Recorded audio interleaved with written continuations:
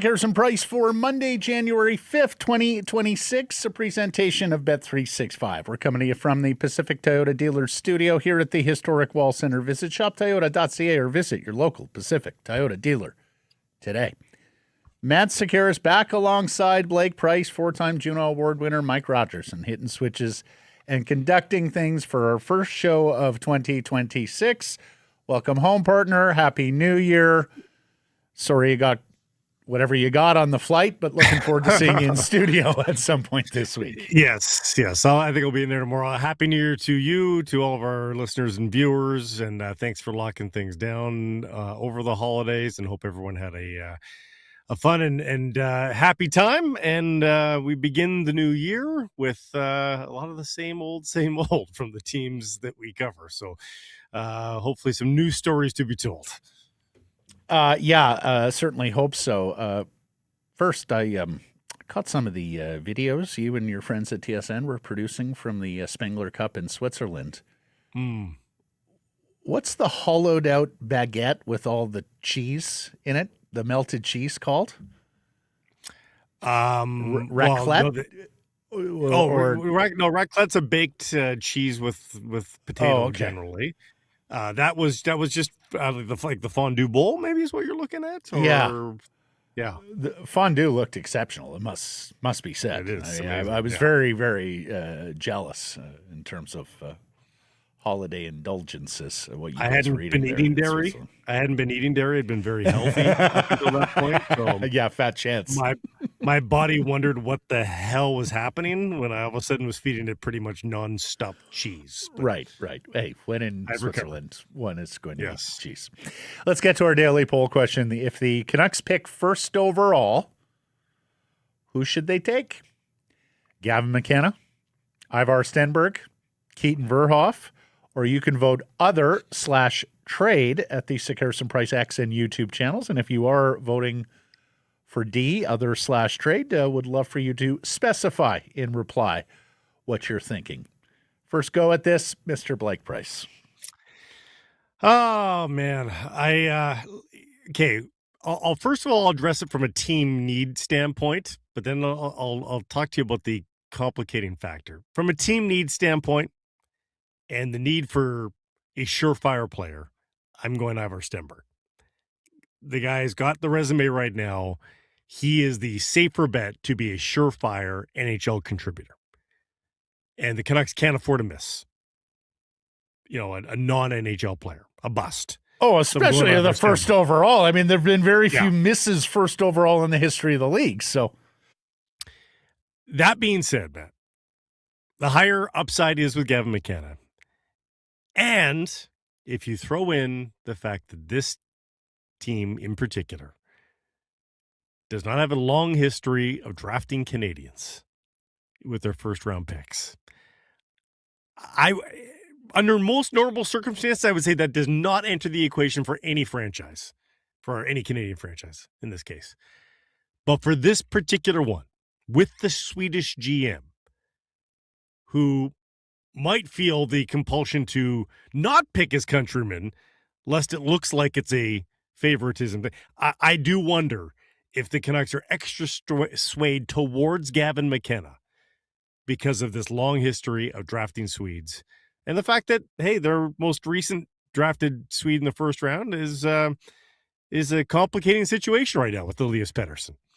So I do wonder if the Canucks might go Gavin McKenna, even though I think I would say Ivar Stenberg. Well, you say Alvin, but of course Todd Harvey, their director of amateur scouting, is a Canadian, played for Canada. Yeah.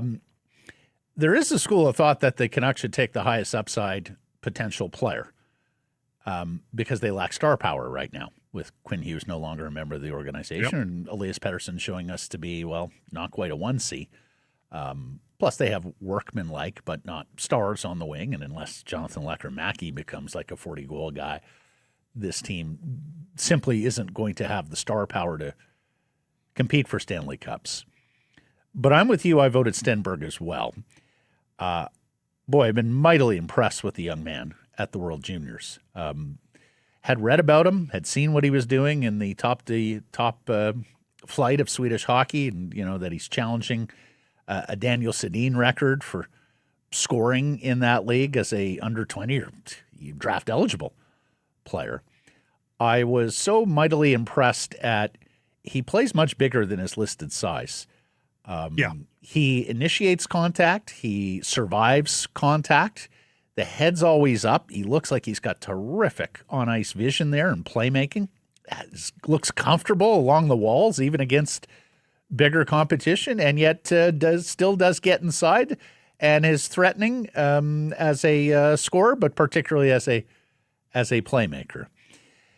That all said, I learned my World Junior lesson with Olli Juolevi because I remember watching Juolevi at that World Juniors. I was with Benning, an 18-year-old who looked that good at a World Junior Championship. I was all in on that. His best World Junior was as a 17-year-old. Well, it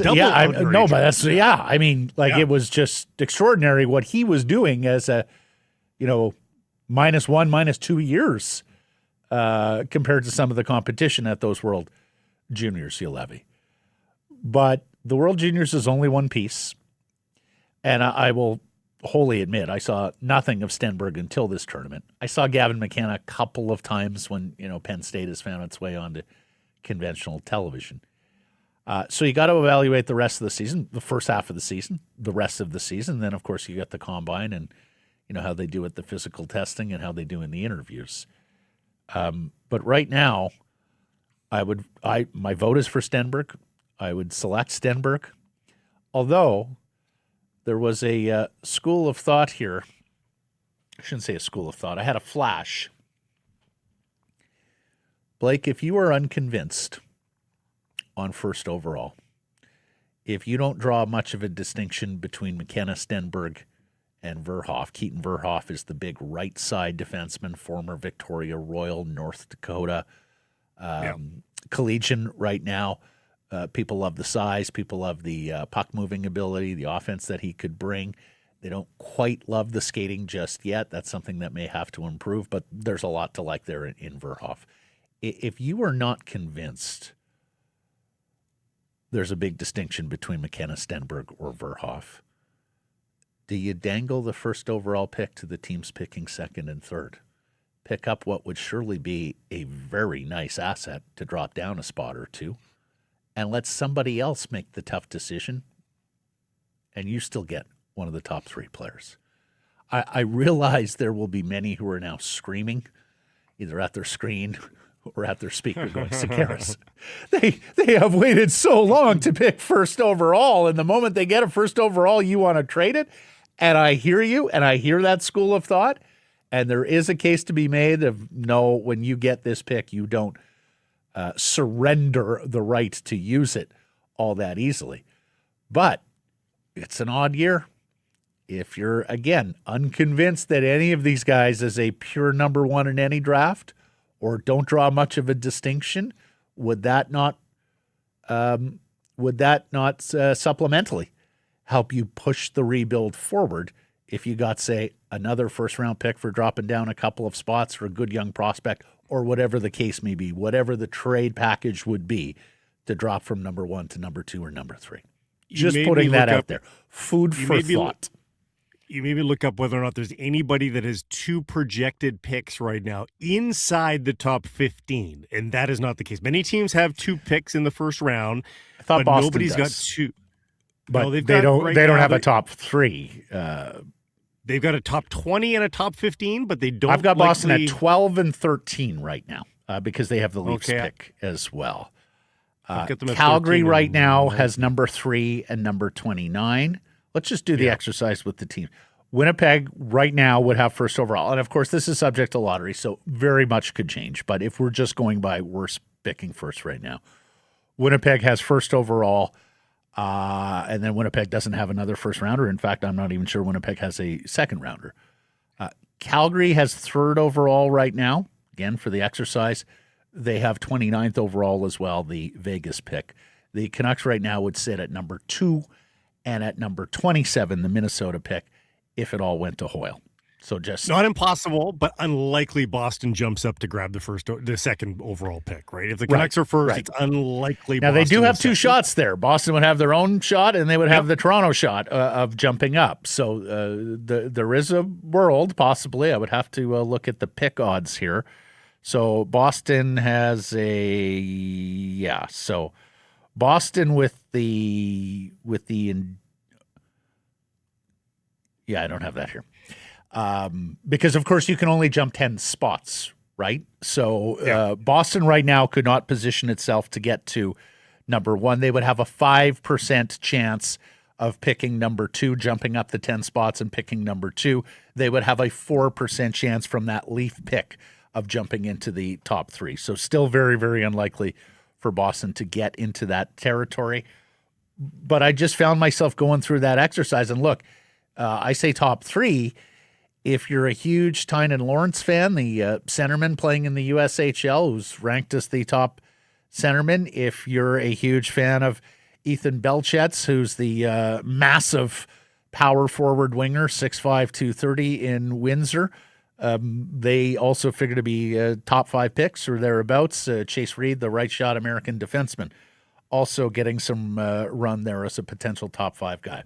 Again, I'm just putting it out there for the academic exercise. I think it's a good exercise for after the lottery. When we see where everybody stacks up, and by the lottery moment too, Matt, we'll know all the deadline deals in which first round picks have been swapped as well, right? So lottery day, it's not a crazy assertion. It's just I think we need to see lottery results before we actually know what's possible for the Canucks to do something like that. That's maybe 3D chess in the right situation. You just have to know what's going on.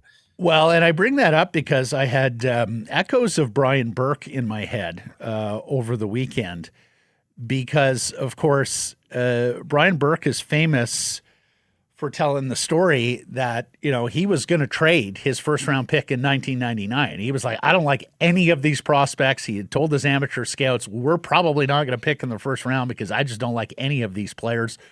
Then went over, saw the Sedins, and, of course, architected the trades to get to second and third overall and pick Daniel and Henrik. But I invoked this draft as well, number one, because it was a very weak draft, as it turned out. But also, there wasn't a ton of consensus with the first overall. You remember Patrick Steffen went first overall to the Atlanta Thrashers. Many loved Pavel Brendel, the would-be power forward from the Calgary Hitmen, who wound up going fourth overall. But if you have a draft where people just aren't convinced that the guys at the top are quintessential first, second, third overall picks, then maybe you've got the conditions for some dealing with the highest of high-end picks that we don't normally see in the National Hockey League, but we don't normally see it because who's going to give up a chance to take a Macklin Celebrini first overall, a Jack Eichel second overall, and some of the higher-end drafts where you felt like there were no doubters going amongst the first few selections. So we'll see. Wanted to get this in on McKenna while I have the chance. At the Spengler, they had this U.S. college team for the first time ever. And the entire top line for Penn State was there. And yes, Gavin McKenna's not on the top line. In fact, the top four forwards for Penn State were there. And again, that's not inclusive of McKenna because that's the kind of season he's had. And I spoke to one person very close to the situation who said that this has been a huge wake-up call for Gavin McKenna about what he needs to do and where he needs to improve. No one thought he would light it up and be the Hobey Baker winner, I don't think, this year.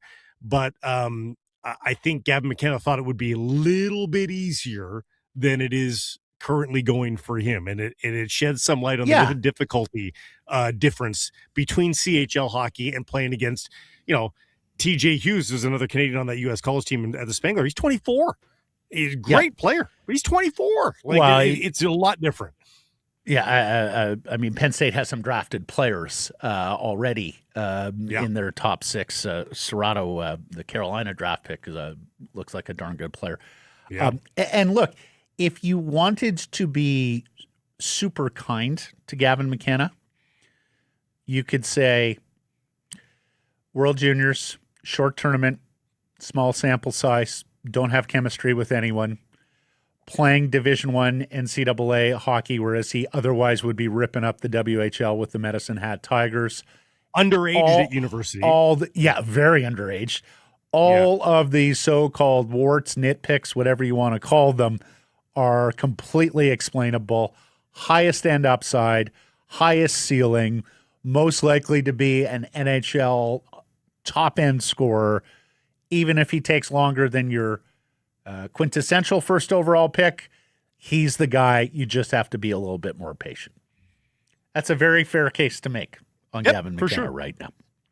Or you can take it and say that's enough micro red flags that turn into an actual red flag. Yep, absolutely. You know? Now, we haven't seen a lot of the Canadian kids at Gavin McKenna's age go down and try their hand at NCAA hockey. So you don't have a ton of comparables over the years, especially with the influx of talent that the NCAA hockey. Even if you had comparables from previous years, right? This is a different NCAA with this influx of talent that we've seen from the CHL this season. Yeah, because it's gotten better. Yeah. Oh, it's gotten a lot better. It's gotten a lot better. It was always older, and it was always probably better because they're older. Now it's older and it's very talented, particularly at the freshman level with all these first-year kids coming from the CHL. So, interesting exercise. I'm sure we'll file up the draft lottery simulator again this season, Blake. Oh, my God, the draft lottery simulator. Alas. Like, we used to do a bit on radio, and for several years, if I'm not mistaken, we would get into April, we would run the simulator, we would see where the Canucks pick, then we would get a caller like, okay, here are the guys who are gone, give me your list, who's your pick if the Canucks are taking 7th or 4th or 3rd. Yeah. It was a fun bit to start. The problem is we had to play. It ate up a lot of time in a 4-hour radio show. And when the Canucks lost on the draft lottery and ended up picking like 9th or whatever it was. As of course they did. It ate up too much time. Yeah, it ate up a lot of time. You just need to call our buddy from Northwest Territories. He'll have it. That's right. Yeah, that's right. Go talk to our soothsayer. Exactly. Let's get to our top story. Brought to you by Yellow Dog Brewing, Neighborhood Brewing, and Foolish Winery. Now, Twitter tells me that talking about the Canucks in last place or close to it is an example of Vancouver's toxic media. So let's start 2026 on a positive story then, okay, Blake? How about Linus Karlsson gets an extension and a promotion into the top 6, and his line with Elias Pettersson and Jake DeBrusk delivers against the Boston Bruins. 2-year, $2.25 million contract extension that prevents him from getting to UFA status by getting hurt and falling short of the games played threshold. Oddity about Linus Karlsson, and this was the case of Max Sassone earlier in the year as well, because of their age and a low amount of NHL games played, they were tracking towards UFA Group 6 status. Linus stood to be an RFA if he had played 18 more games and got himself out of UFA Group 6 status. But bottom line, for me, wise on the Canucks to get this done before, say, he gets hurt, and then all of a sudden you're dealing with a UFA. And he was quite happy with the extension because this came at the tail end of a whole lot of work for a whole lot of years. Here's Linus Karlsson after the extension is announced on the weekend. I mean, I always believed in myself. I knew I could play this good in this league. So I mean, that's probably the key. Like, I always believed in myself, and now I got a lot of confidence and can show how good I can play, and just need to keep building. I think I have a lot more to show too. So I mean, it's gonna be fun for 2 more years here. Blake, your thoughts on the deal? First of all, I wish he was 2 years younger. He's 26, unfortunately, so he's the oldest kind of prospect that you're going to find, really. But he still is it's a great story. It's found money. It's a It's the result of a trade that people thought was an absolute throw-in. Never thought that he'd make it to this point. But then as we saw him play more and more at the AHL level, I began to think more and more that this was possible. And I think I'm on record as saying I thought there was a world, not where he'd be a star, but where he could do this, where he could be a 20-goal scorer potentially in the NHL, opportunistic goal scorer around the net with good hands. And it's all come to pass. So I'm happy for him. I think there was maybe a cheaper deal to be had there for him, but it's a quibble. We're talking hundreds of thousands, probably at best in terms of savings.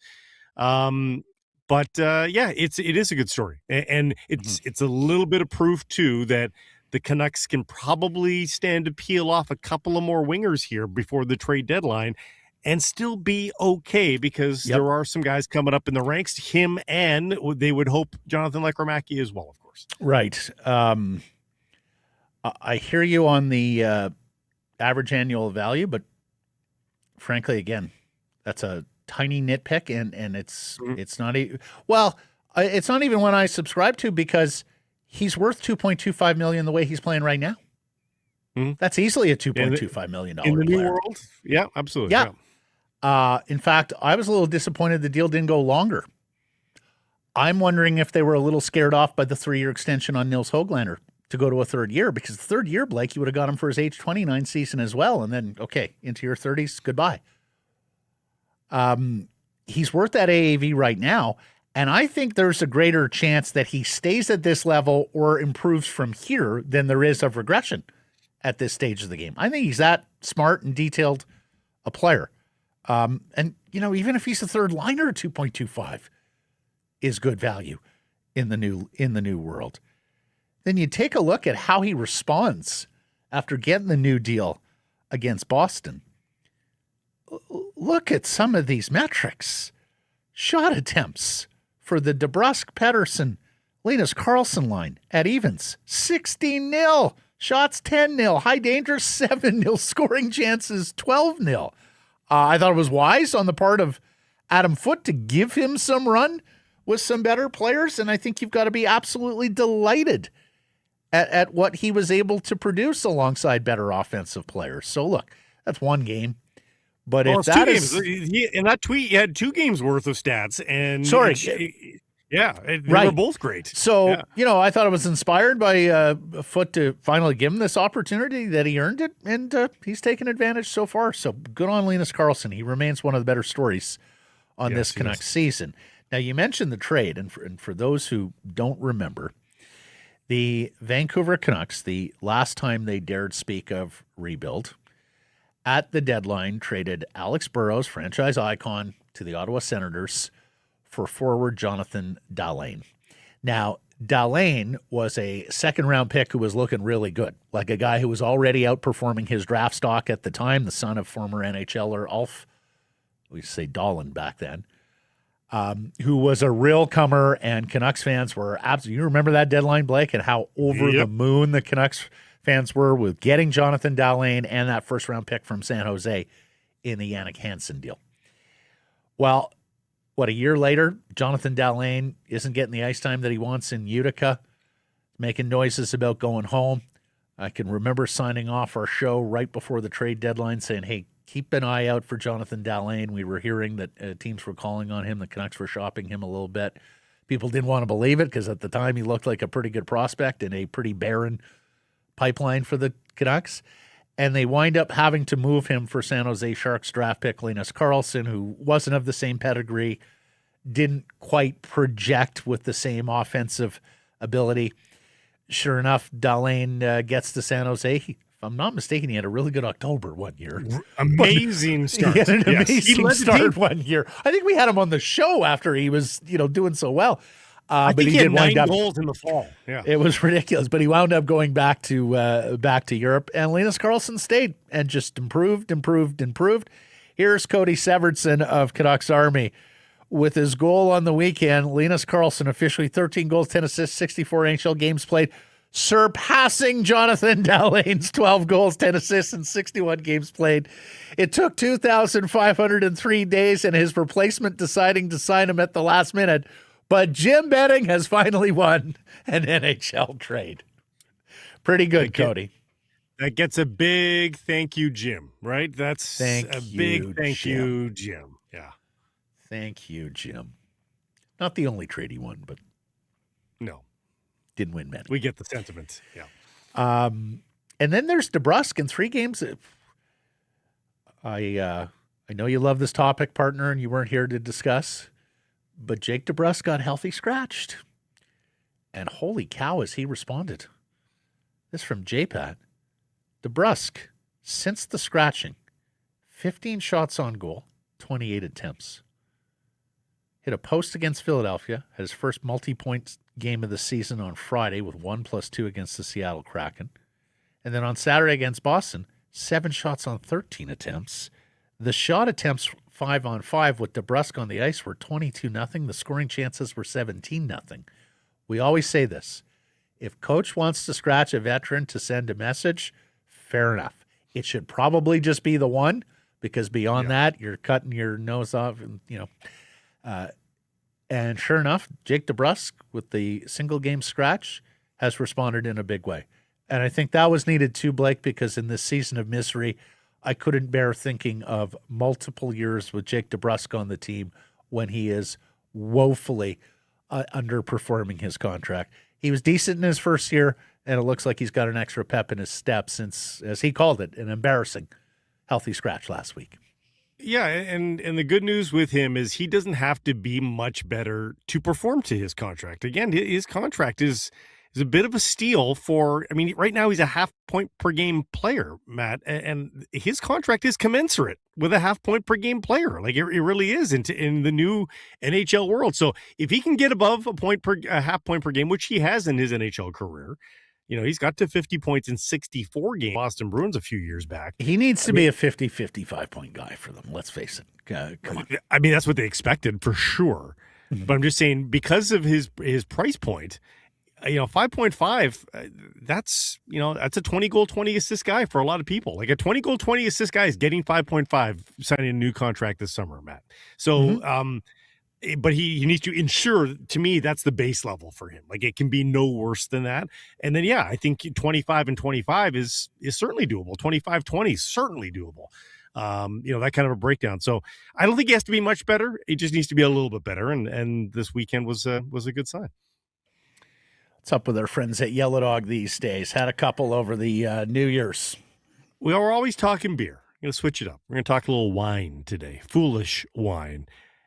It's the Villain Syrah. I'm a big Syrah fan. This one, soft, silky, blackberry, wild blueberry, and white pepper mingling together in this one. They show off a spicy undertone that Syrah is famous for. We've done some little mischievous things with this wine. Find them on Instagram to see where you can find their wines across BC. The Villain Syrah from Foolish Wine. I know you gave up dairy until Switzerland, where you have also reduced the amount of wine consumption compared to your heyday. And boy, was that a heyday, as I recall it. Were you tempted to get into the European wines when you were there? I don't know much about European wines. We did have a little bit of wine. I didn't go. It was more beer than anything else. But just neighboring France there, right? In France, they do some wines, so I'm told. Yes, yeah. I actually found some decent wines though. It was good. Good for you. Yeah. From rebuild to retool it a little bit in a hybrid form to let's run it back ? Canucks and Kiefer Sherwood exchanged numbers last week on an extension, according to Elliot Friedman. Now, he first said he made them a contract offer, then he walked that back a little bit and said it's semantics, but they did talk numbers. He's 30 years old. They have spent the last 6 weeks shopping him since sending that memo to all the other 31 GMs.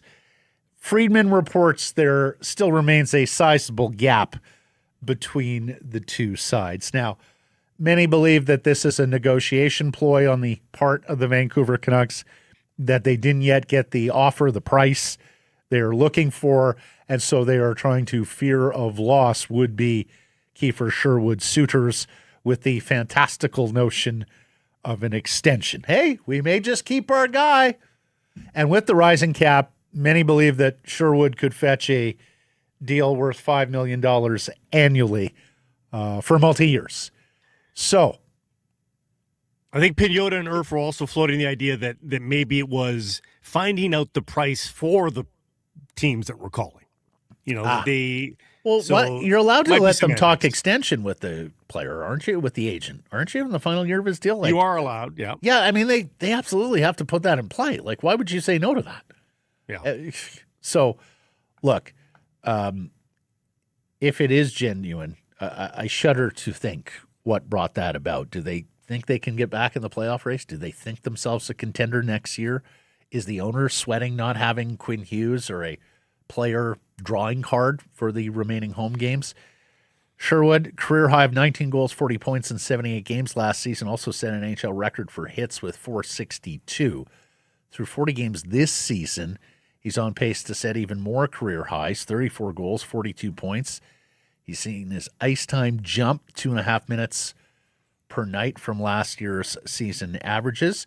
And he led the Canucks in goal scoring in calendar year 2025 with 23 goals. Blake, the other thing that has taken place, I believe, since we last had, I forget where did we discuss Mason Marchment and the price tag of a second and fourth round pick that Seattle was able to get for Marchment from the Columbus Blue Jackets? Yeah, and now that means you've got to get more. You got to get more than that for Sherwood, right? Yes. But I mean, the bottom line is way better with Sherwood than it is with Mason Marchment. So you would hope that is the case. The other thing that stands out about the graphic we just put out, if they had re-signed Pius Suter would have merely needed 9 goals to be the calendar year leader for the Vancouver Canucks. That's all that it would have taken to be to be tops. Oh, Pius Suter. Oh, my. Well, speaking of, remember they ran out of time with him, Blake, after executing the Evander Kane trade this past summer. Evander was benched for the final 9 minutes, 39 seconds of the third period and did not see the ice in overtime against the Boston Bruins Saturday. He had just one shot in 14 minutes and 19 seconds of ice time. He's gone 8 without a goal and has just 1 goal in his last 14 games. And I even think the goal was that linesman pick play against the Rangers, if I'm not mistaken. Yeah, I think so. He has just 1 home ice goal all season. That came November 5th against Chicago. Now, look, there is limited trade value in this player to begin with. In fact, I think they would do well to get the 4th-round pick back that they sent to Edmonton to acquire him. The problems here are age, lack of production, history, and salary. But because he makes 5+, so he's a pretty good ticket. The Canucks you have to retain 50%. Yeah. But Foote has to be careful here, as you do want to get something for him, right? And you don't want to devalue him entirely. So I would anticipate that Evander Kane is going to get more opportunities here with the Vancouver Canucks and can't just get buried in this winger lineup, at least not until you've got some trade nibbles on him. My worry here is in the past, Evander Kane has not been the kind of guy that responds to this sort of thing. He has been a guy who's thought, okay, ego's been wounded. I'm gonna bury myself just a little bit. I would hope Adam Foote would sort of feel that out a little bit, Matt, and have a talk with the player after the benching and say, listen, I don't forecast that happening again, but I want you to back me up here and play a little bit better. Like I would and back check. We need to see you on the back check showing an effort and not show some interest. Yeah. So I don't like DeBrusk and Kane are not the same kind of player. At least in the past they haven't. Now again, maybe Evander has seen the light and there's a different guy there. But I'll be very interested to see how he comes back here. And if he comes back, I would hope that Adam Foote has had a word with him about how he should respond. Canucks get loser points against the Kraken Friday and the Bruins on Saturday, but they have now lost 6 straight on home ice and are 4-12-3 this season at Rogers Arena. 31st in the National Hockey League right now. on 37 points, only better than the 34-point Winnipeg Jets, and that stands as well on points percentage as well as standings points. But, again, first show of the year, we want to stay as positive as we can here. Fiip Chytil. He's a point per game over his last 9 games. He plays a career-high 30 minutes against the Bruins on Saturday. Has a goal and assists. He's now tied for the team lead at 25 points, which, if we can break out the old Torts line, that's great for Fiip Chytil and not great for the Vancouver Canucks. But he's tied Elias Pettersson at 25 points, the team lead, 2 better than that Hughes guy who's no longer a Canuck, and 3 better than Connor Garland, who's out with injury right now, 4 better than Sherwood, 5 better than Kane and DeBrusk. I mean, he is far and away, Blake, the team MVP at the midpoint of the season. Is that fair? Sherwood's really the only other candidate here, I think. Yeah, probably. I mean, you like Linus Karlsson and Drew O'Connor has done, but they're not quite a team MVP level. A guy that plays half the game and is your points leader, I think those two statements alone, I think, probably carry the day, yeah. Yeah, averaging 24 minutes, 41 seconds per night right now for the Canucks. And 15 of those 25 points are at even strength for Fiip Chytil. Okay, on Marco Ross. on the standings before you go, Matt, you mentioned their home record, 4-12-3.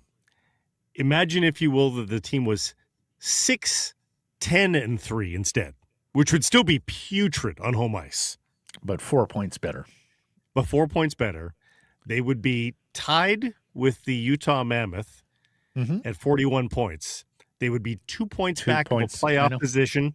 And they would actually have games in hand on a lot of the other teams around them. Not on the teams they're chasing, but on the teams around, they'd have games in hand on that. Like, that's how bad, again, the Western Conference has been. I know. And how closely removed this, what feels like this uniform, unanimous vote for a tank is from, I mean, Matt, if this team's at 41 points, this market is not unanimously voting tank. There's a lot of casual fans that are like, no, they're 2 points back. Go, go, go. Blake had the debate with JPat on this last week.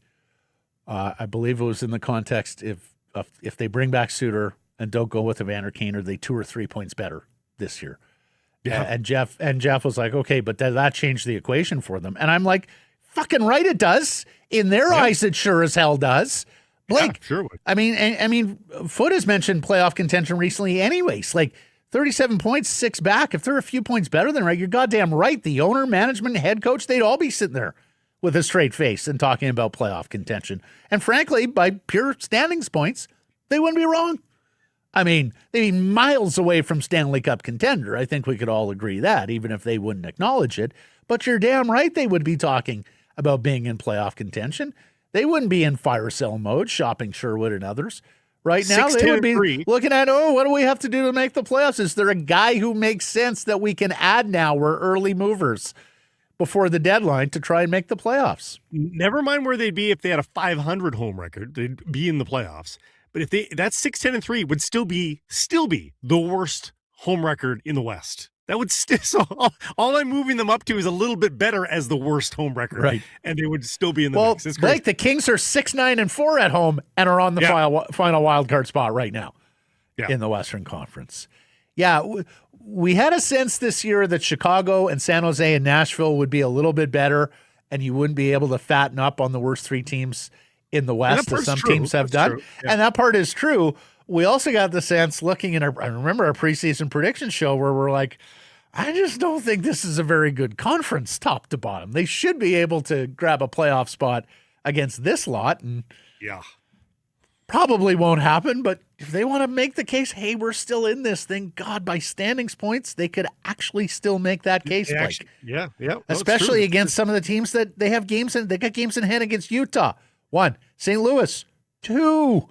Chicago, 1. So they're chasing some teams where they have games in hand. They finally won. I had somebody in my mentions. Yesterday going, well, Foote and the players are still talking about how they're in playoff contention. Like, what's the rush in terms of trading Kiefer Sherwood?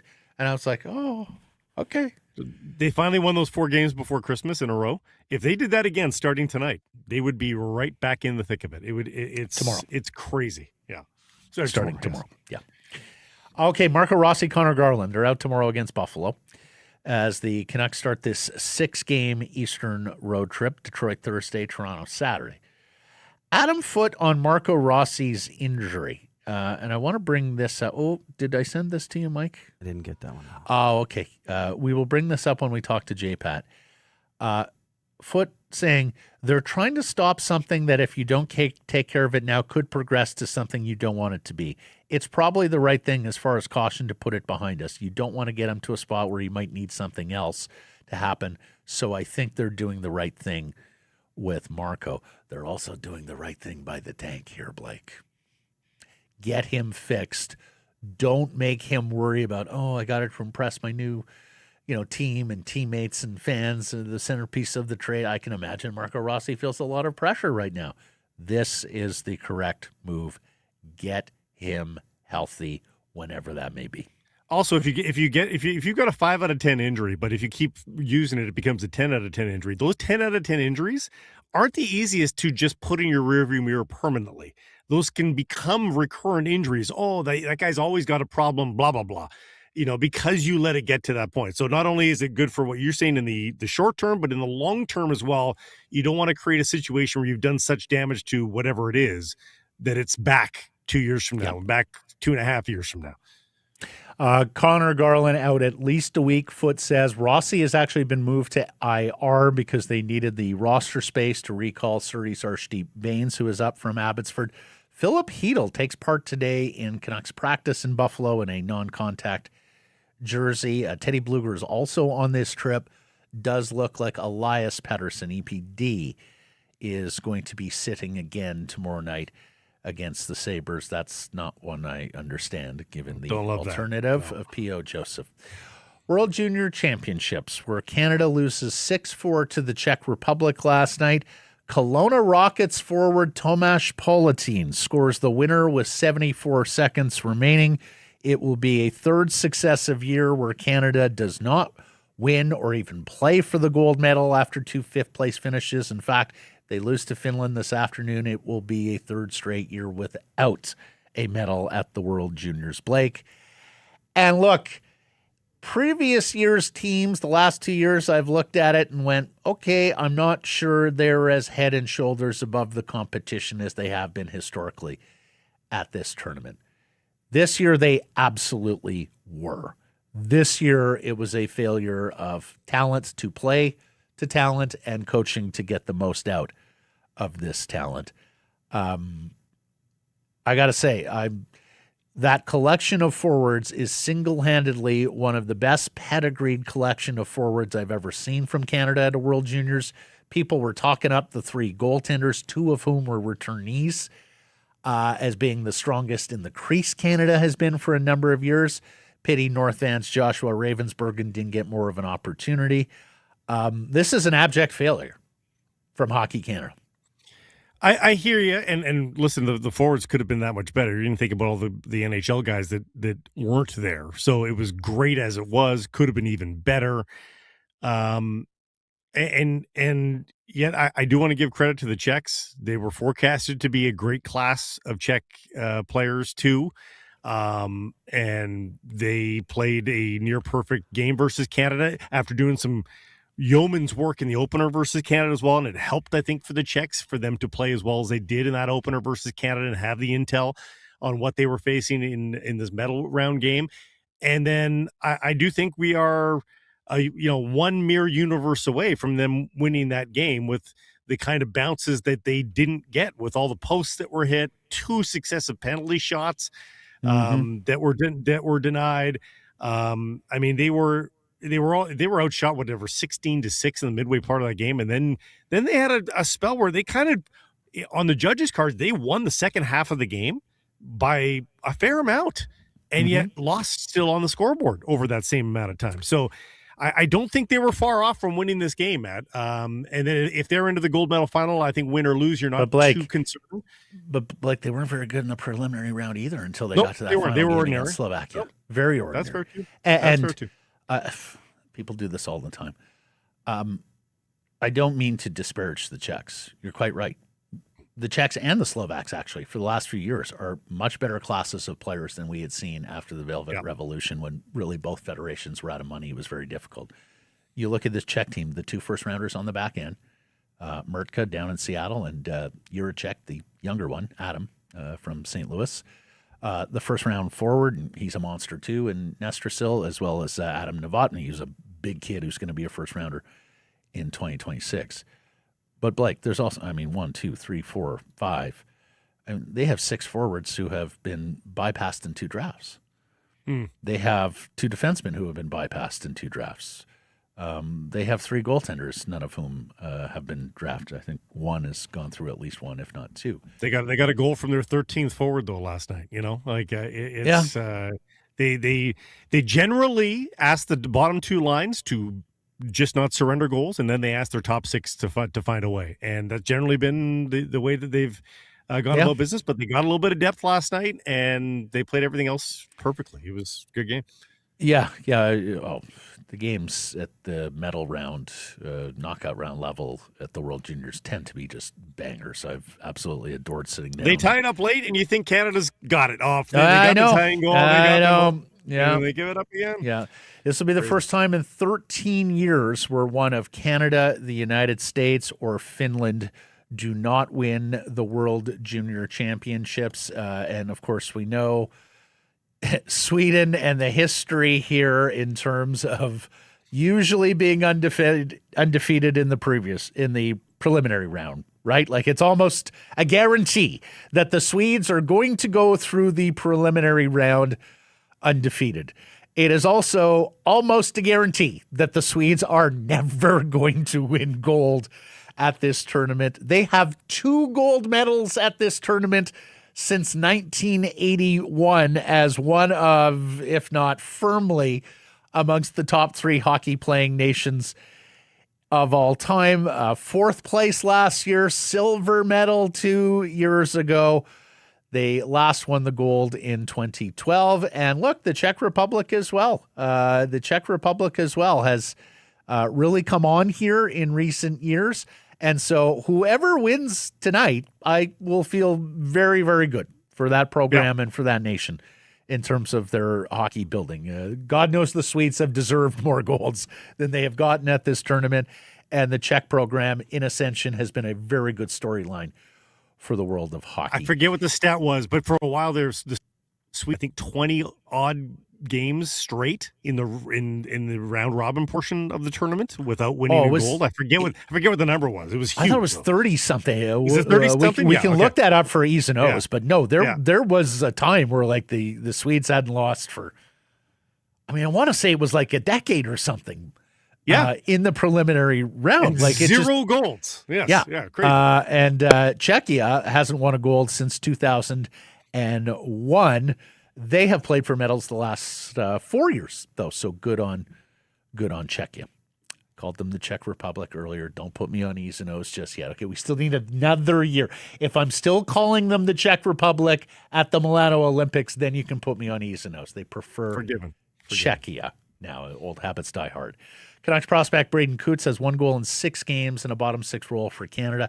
Reports now that he's being traded from Seattle to Prince Albert in the WHL by Friday's deadline, where he might score more surrounded by better talent. I know our buddy Dave Hall of Canucks Army thinks that this is going to be a very good move for, certainly the Prince Albert Raiders, because it's likely going to be a whole bunch of draft picks. And Braden Coots, who's get a chance to play with a better Western League side. Maybe we see him at the Mem Cup in Kelowna this year. Also want to check this. Canada could return a pretty good team next year to the World Juniors in Edmonton Red Deer. Braden Coots, Caleb Desnoyers, Brady Martin, Cole Reshney, and then Gavin McKenna and Michael Misa. Now, Misa almost is surely not. He was almost not released to this year's team. McKenna, we'll see.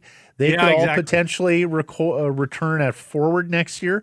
On the defense side of things, Cameron Reed, Carson Karls from Prince George Cougars, Keaton Verhoff, although he may stick in the NHL as an 18-year-old, we'll see, as well as the starting goaltender, last night. Ivankovic. How do you say his name? Even Kovac, I think you had it right. Okay. It's not your instinct pronunciation. No, I know. It's an anglicized way. Yeah. Sadly, Ravensburg, the North Van kid, cannot return. He's a 2025 first-round pick. He'll be 20 in November. It's a late birthday, too old. Here's the other thing. 4 other players on this team, 2025 first-round picks, but too old, unable to return next year. Because their birthdays are late, and there are 4 other Canadian first-rounders from this past year's draft who didn't make this team who will also age out from being eligible. So it'll be an interesting Canadian team next year. Canada, Finland this afternoon, then the Swedes and Czechs for gold. Attendance problems at this tournament, a little bit, Blake, just 11,000 for the United States' big quarterfinal game against Finland. There was less than 50% houses yesterday for the semis. It is clear the Canadians did not travel like previous years. Frosty relations right now with the United States. Also, the Twin Cities, it's not a draw over Christmas. It's going to be cold, snowy, and it's not a day trip like Buffalo is. There was also some talk about the tournament being overpriced, that the marquee games were $120 or so, although the get-in price was $25, and this is the state of hockey, right? I talked to one of the architects of the World Juniors that was over there at the Spengler, and they said that, Minnesota's just too far, first of all. It's an 8-hour drive from Winnipeg.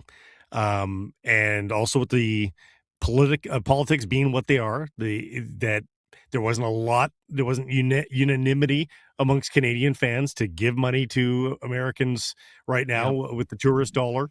But ultimately, the dollar itself being where the dollar itself. But the sentiment I heard was there's 3 places, and this surprised me a little bit, 3 places that should ever hold the World Juniors south of the border, and it is Seattle, it is Detroit, and it is Buffalo, full stop. And I said, what about Boston? And they immediately pointed in 96 and said Boston was an abject disaster. Yeah. I read an article today suggesting quick in and out locations are possible, like a Vegas or a Florida where there's I was going to say, so first of all, if you're driving to Boston from Montreal or Quebec, you're driving through unless you're way far east, you're driving through the Green Mountains of Vermont on itty-bitty highways in the dead of winter. That is a treacherous drive. Yeah. Of course, Detroit, Buffalo are day trips. Interesting on Seattle. I suppose it's a day trip, but it's not like it's right across the border like those other 2 cities. I was going to, and look, this may fall apart as well because I think you've got fewer snowbirds, or you have snowbirds who are looking to sell their real estate in Florida. But I do wonder about Florida over Christmas. The Florida Panthers for years scheduled the Montreal Canadiens and the Leafs during the Christmas holidays because they knew how many Canadians would be down that neck of the woods. I do wonder whether you could get better crowds in Florida than you do in Minnesota by dropping that tournament in Tampa and South Florida. In a true snowbird season, I think you're right. I think right now would be a risk. Right. Well, the good news is the U.S. doesn't host for a number of years, so maybe relations will have gotten better by the next time. Some changes, perhaps. They host the tournament. We'll see. Okay, time now for our menu. It's brought to you by Greta. Fantastic spot to catch all the games or to pregame, postgame, and that's because they are mere steps from the arena or stadium on Saturday. We're having a watch party at Greta, which includes an on-remote stream of RinkWide Vancouver. That's right. JPat and friends will be doing the show from Greta on Saturday after the game against Toronto. So get there, play in the arcade, order some great food from their fantastic menu, and come say hello. Take in the festivities, a watch party and RinkWide Vancouver coming up Saturday at Greta. Go to gretabar.com for more information. Greta, 50 West Cordova. Let the games begin. JPat's going to join us here next. We'll talk Linus Karlsson, Evander Kane, Marco Rossi, Kiefer Sherwood, and this upcoming road trip. Frank Corrado will join from the Twin Cities to talk Canada at the World Juniors and also talk first overall. McKenna, Stenberg, Who would he take? We'll talk NFL playoffs. The BC Lions very busy re-signing would-be free agents. Vancouver Whitecaps FC bid farewell to a terrific player who was a big part of their 2025 season, and some very sad news from the BCHL. That's also coming up on the program today. Time now for our Bet365 bets of the day, Blake. And why don't you fire first here, partner? Well, back from Europe. I'm sure you've got a winner. I think that Canada is going to be a little bit reeling from the result yesterday. I don't know that they played poorly. They might even win the game, but I think if they do, it might be a pretty narrow margin here. The Finns, of course, come up with the big upset over the Americans. They were darn good against the Swedes as well. I'm going to take the Finns on the bet. Listen up, plus 1.5. Again, Canada can win that, and I can still win the bet. Finland plus 1.5.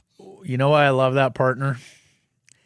Betting the opponent against Canada in a bronze medal game is always wise, if you ask me, because we're a gold or bust country.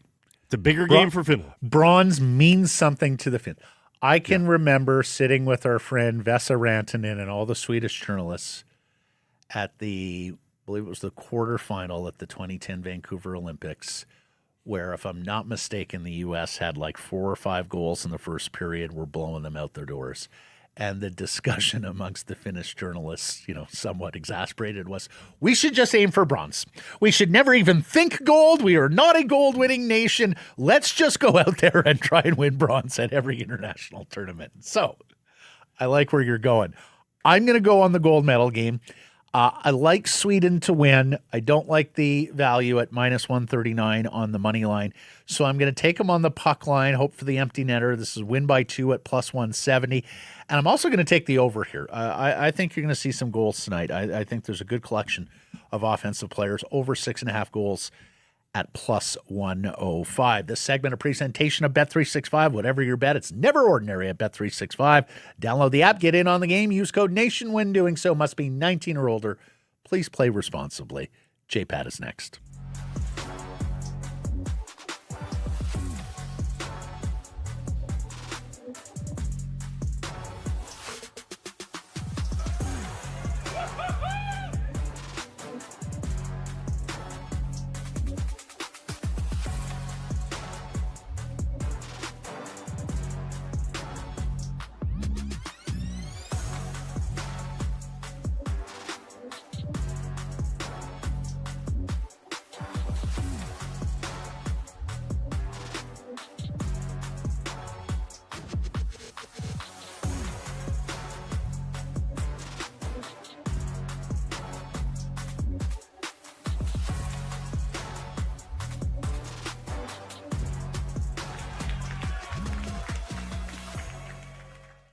So here's some price from the historic Wall Center.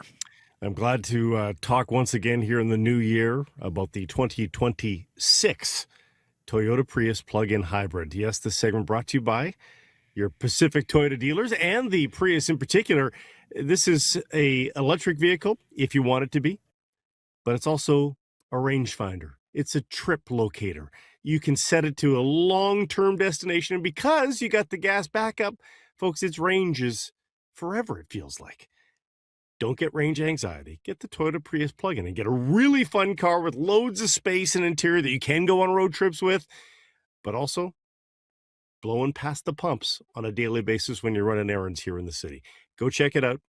Lease one right now, an SE from $109 weekly at 3.99% APR for 64 months with $3,300 down. Visit shoptoyota.ca or your local Pacific Toyota dealer. As we welcome in our Canucks reporter, the host of RinkWide Vancouver, busy over the weekend with a couple of games. Here's Jeff Paterson. Happy New Year, sir. How are you?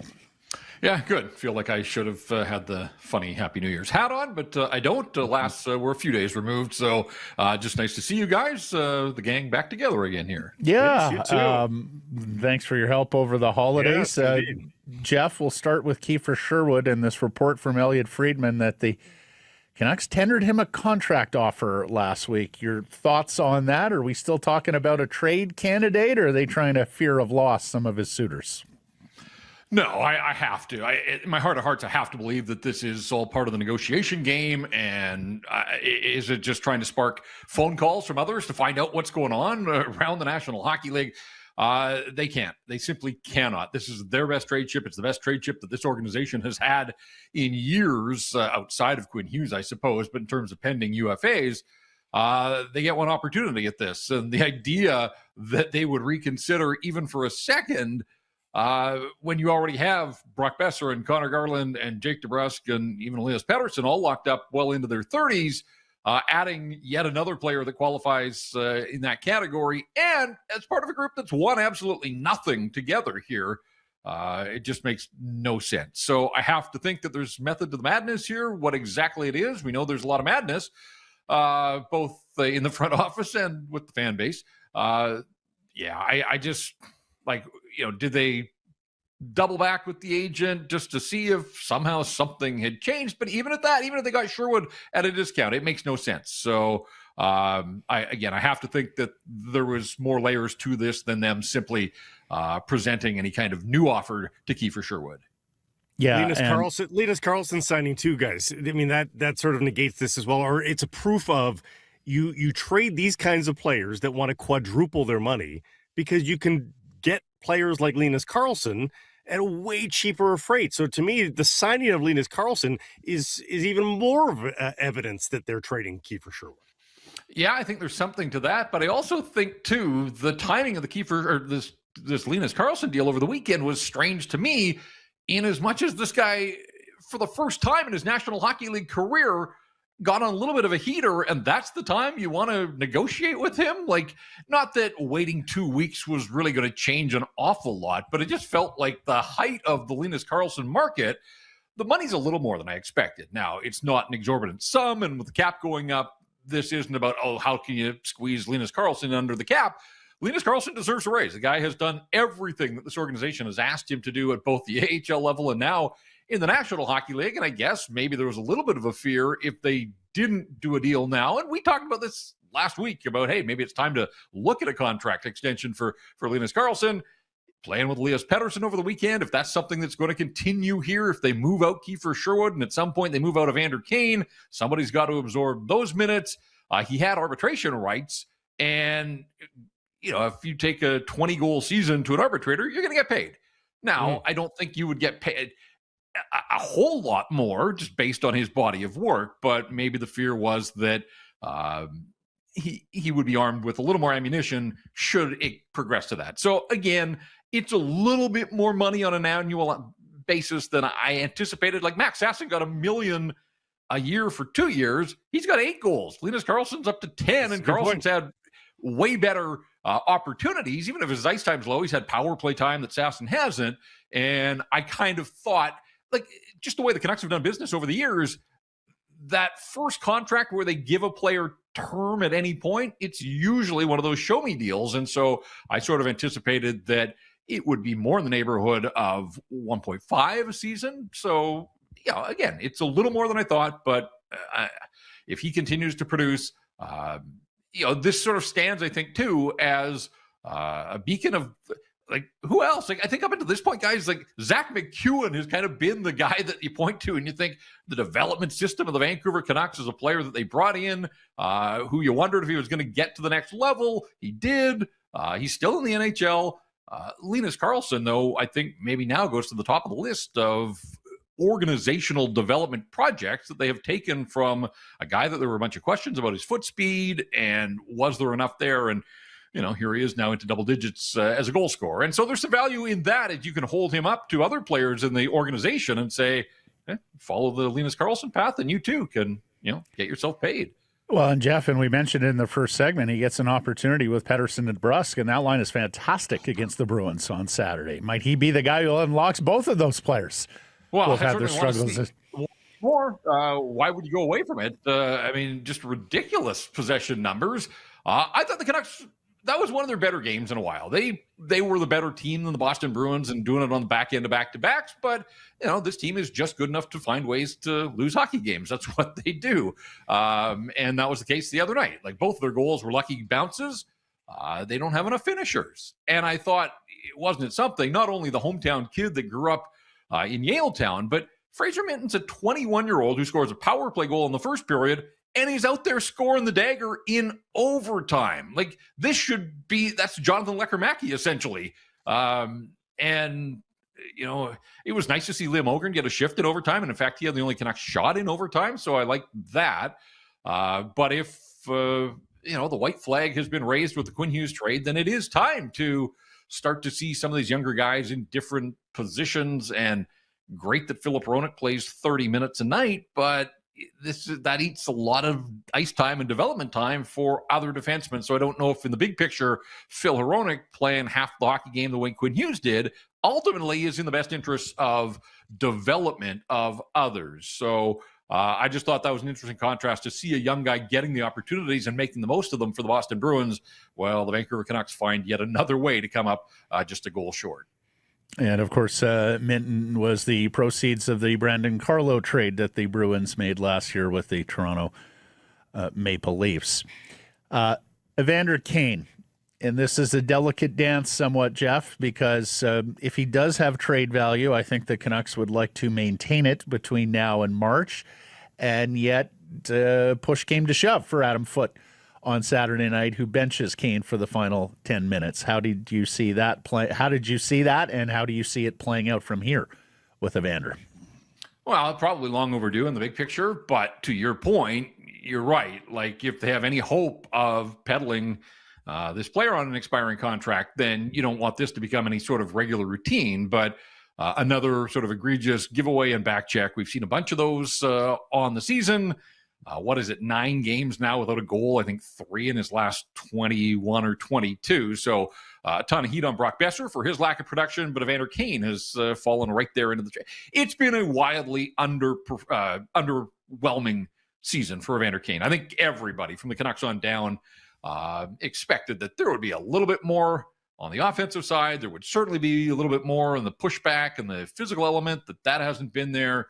And at some point, if you are true to the organizational word that you're rebuilding, retooling, hybrid form or not, you can't just look past Evander Kane half-assing it on a back check and sending the sort of message to these young guys that you want to develop into culture carriers for your organization and let them think that, hey, that's okay. If Kane can do it, I can and do it as well. So, he doesn't play as much as he did in those first 20 games when his even strength ice time was off the charts.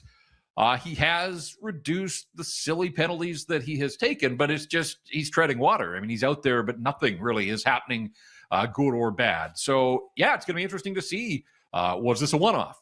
Was this some sort of tipping point with the coach? The one thing without Marco Rossi and Connor Garland, like, people are still howling for Brock Boeser to get the Jake DeBrusk treatment. They could take DeBrusk out last week when those other guys were healthy. Right now, they are strapped again. And so I don't think you're likely guy. I'm not taking Brock Boeser out to put Arshdeep Bains in just to make a point at this stage. If they get some healthy bodies back and Brock is still struggling, then sure. And I also thought, like, at some point, I guess I figured that we might see the healthy scratch treatment come for Evander Kane as well. I'm in the camp, guys, that thinks it's going to be difficult to trade him. I just think with his history, the baggage, he's not going to be every team's cup of tea, obviously. He's got some trade protection, and he's been ineffective. Like, I just can't imagine that there are teams out there thinking that's the piece that we need for either a playoff run or a push to the playoffs. And so with all the factors that are sort of conspiring here, I think it's going to be a difficult I'm not saying it can't happen, but I will be surprised. I won't be shocked, but I'll be surprised if they're able to move Evander Kane before the deadline. I think a star-studded team, sort of like that Oilers team he walks into the room and he knows he's so far down the depth chart that, he just behaves. I think that's a possibility, but that's a beggars can't be choosers scenario, and the Canucks would have to accept whatever is offered to them in that regard. They're not going to get anything close to what they could for Kiefer Sherwood. That's for sure. With regards to the scratches and such, we have to rewind to 5 years ago. So the last time the Canucks were in these sort of scenarios and question deployment a little bit, and Adam Foote wants to win and all that. But I mean, the fact that he's benched veterans shows that he's open to some roster manipulation here in the final half of the season. when does Jonathan Lekramacky come back? When is, P.O. Joseph parked for Elias Pettersson to work on his stuff on a nightly basis? When do those benchings end, I guess? And, when do we just see the youth carry the day consistently, night after night? Yeah, and yet I saw on the team-produced video of the guys getting on the plane, both Fiip Chytil and Teddy Blueger are on this road trip, and Fiip Chytil is working to a comeback here. I didn't think we would see that again this season, and yet Adam Foote said a week ago that a couple of weeks and we might see Chytil in the lineup. And Teddy Blueger on this road trip would suggest that he's going to at least skate with the team, will continue to rehab, and so instead of young guys, it looks like they may be, dropping injured veterans back into this lineup. Now, Lekramaki's a curious case, and I saw Steve Ewan had a piece with sort of a cryptic comment from somebody in the Canucks organization. Lekramacky hasn't played in Abbotsford since December the 20th, and so he's injured again, and there isn't much clarity on the situation there. So I hope it's nothing serious because, over the second half, he's one of those guys, along with Bouillon and Willander and DPD, Ogren. You would think that you would want to see Lekramacky back in the National Hockey League and see if he can't be a little more productive than some of the others that are around here. So it's such a collection of misfits right now. We're all waiting for Nils Höglander to take that step, and it just hasn't happened for him. And you'd want him to be pushing Evander Kane for ice time and opportunity, but it's not there. When Marco Rossi has played, he hasn't done an awful lot in his limited time with the Vancouver Canucks. So it feels like on a close to last place team that, opportunities should abound for a lot of these guys, but you got to grab them. And nobody really stepping forward. Ogren got off to a decent start, but his production has slowed as well. So on the DPD front, I think that there have been some internal concerns with his performance of late, and that's why they sat him down here recently, but he got back into the lineup on Saturday. And you're right. Perfect world, even through his struggles in a sophomore season, I want to see him play, and I want to see him playing and getting opportunities over P.O. Joseph. But, we're at a point now where, as a left side guy, Hronek's playing 30 minutes and Marcus Pettersson's getting 20-some. DPD's getting 10 minutes of ice time. And you know what?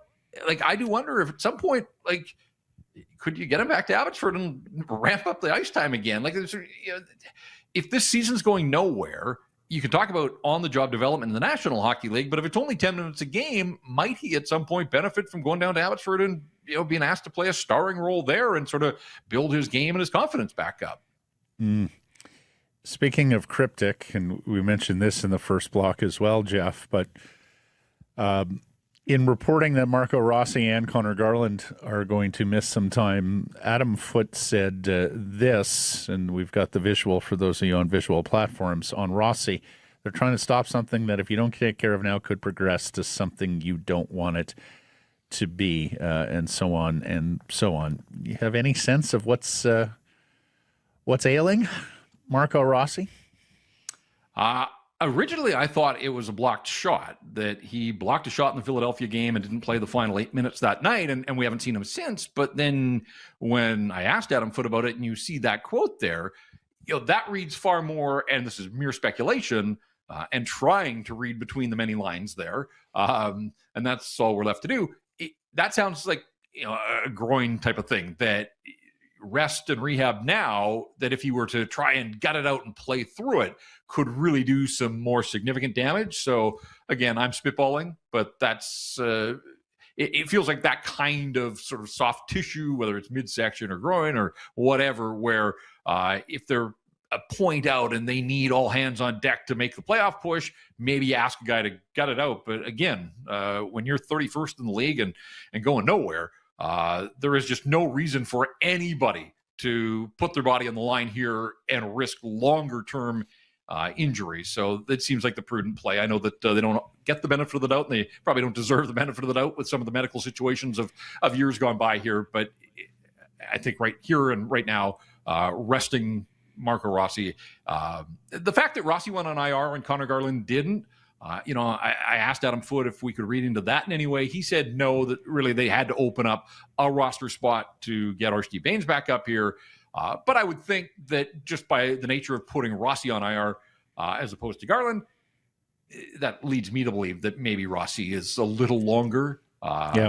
away from playing than Connor Garland is. Before we get to the poll question, I have to ask you, though, based on that timeline and Fiip Chytil being on the trip, there is a world here, Jeff, where, let's say 3 weeks from now, Marco Rossi and Fiip Chytil are both in the Canucks lineup playing down the middle, and all of a sudden they look that much better. And for those that are hoping for the best odds for the first overall draft pick, I mean, that just it times out perfectly, doesn't it, for the Canucks to have a decent February, March and play their way to 22nd in the National Hockey League? Doesn't that just line up perfectly? Oh, but Elias has plenty of time to get hurt between now and then. Blake. That is true. Everybody does. You're right. We're talking about a team made of glass. Blueger has plenty of time for a setback between now and then. Right, but I mean, I think we're missing the obvious in all of this, guys. A 6-game road trip, they're probably going to go 5-1, right? Because they're away from home. Too. And, yes.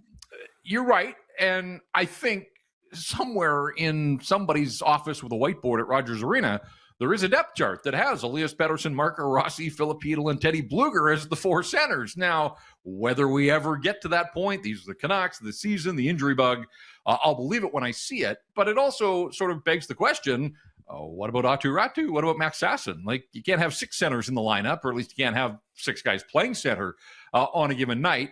Ratu with the face-off utility, you'd think you would want that somewhere in your lineup, and Sasson's speed. Although I will say this about Max Sasson, that basically a half season. He hasn't played every single game, but I think he's at 38 games. He only has 2 assists. Now, I know he hasn't been blessed with the best finishers, but he did spend a lot of time with Linus Karlsson this season. And he's had Liam Ogren recently.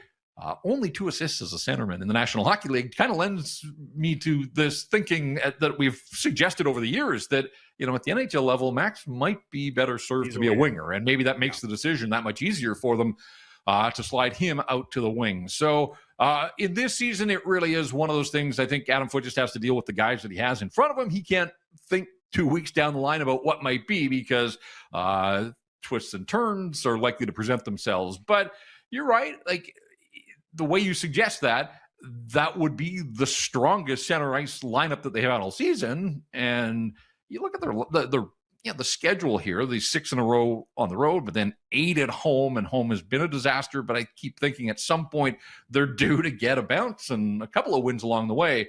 I could see them picking up points here between now and the Olympic break. I know there are people that don't want to hear that, but I just think between better health and a reasonably soft schedule, although when you're 31st, what exactly is a soft schedule? Exactly. But the opportunity to pick up points is going to present itself, and ultimately we'll see if they can, or if, like the Boston game, they play well, you don't question the effort, but at the end of the night, they come up a goal short. Well, Jeff, you and the RinkWide crew are going to be busy this week and over the next couple of weeks. It's Buffalo tomorrow, and the Sabres have been red hot. It's Detroit on Thursday. It's Toronto on Saturday. All of those are 4 p.m. starts for us. And Saturday, we're doing RinkWide from Greta.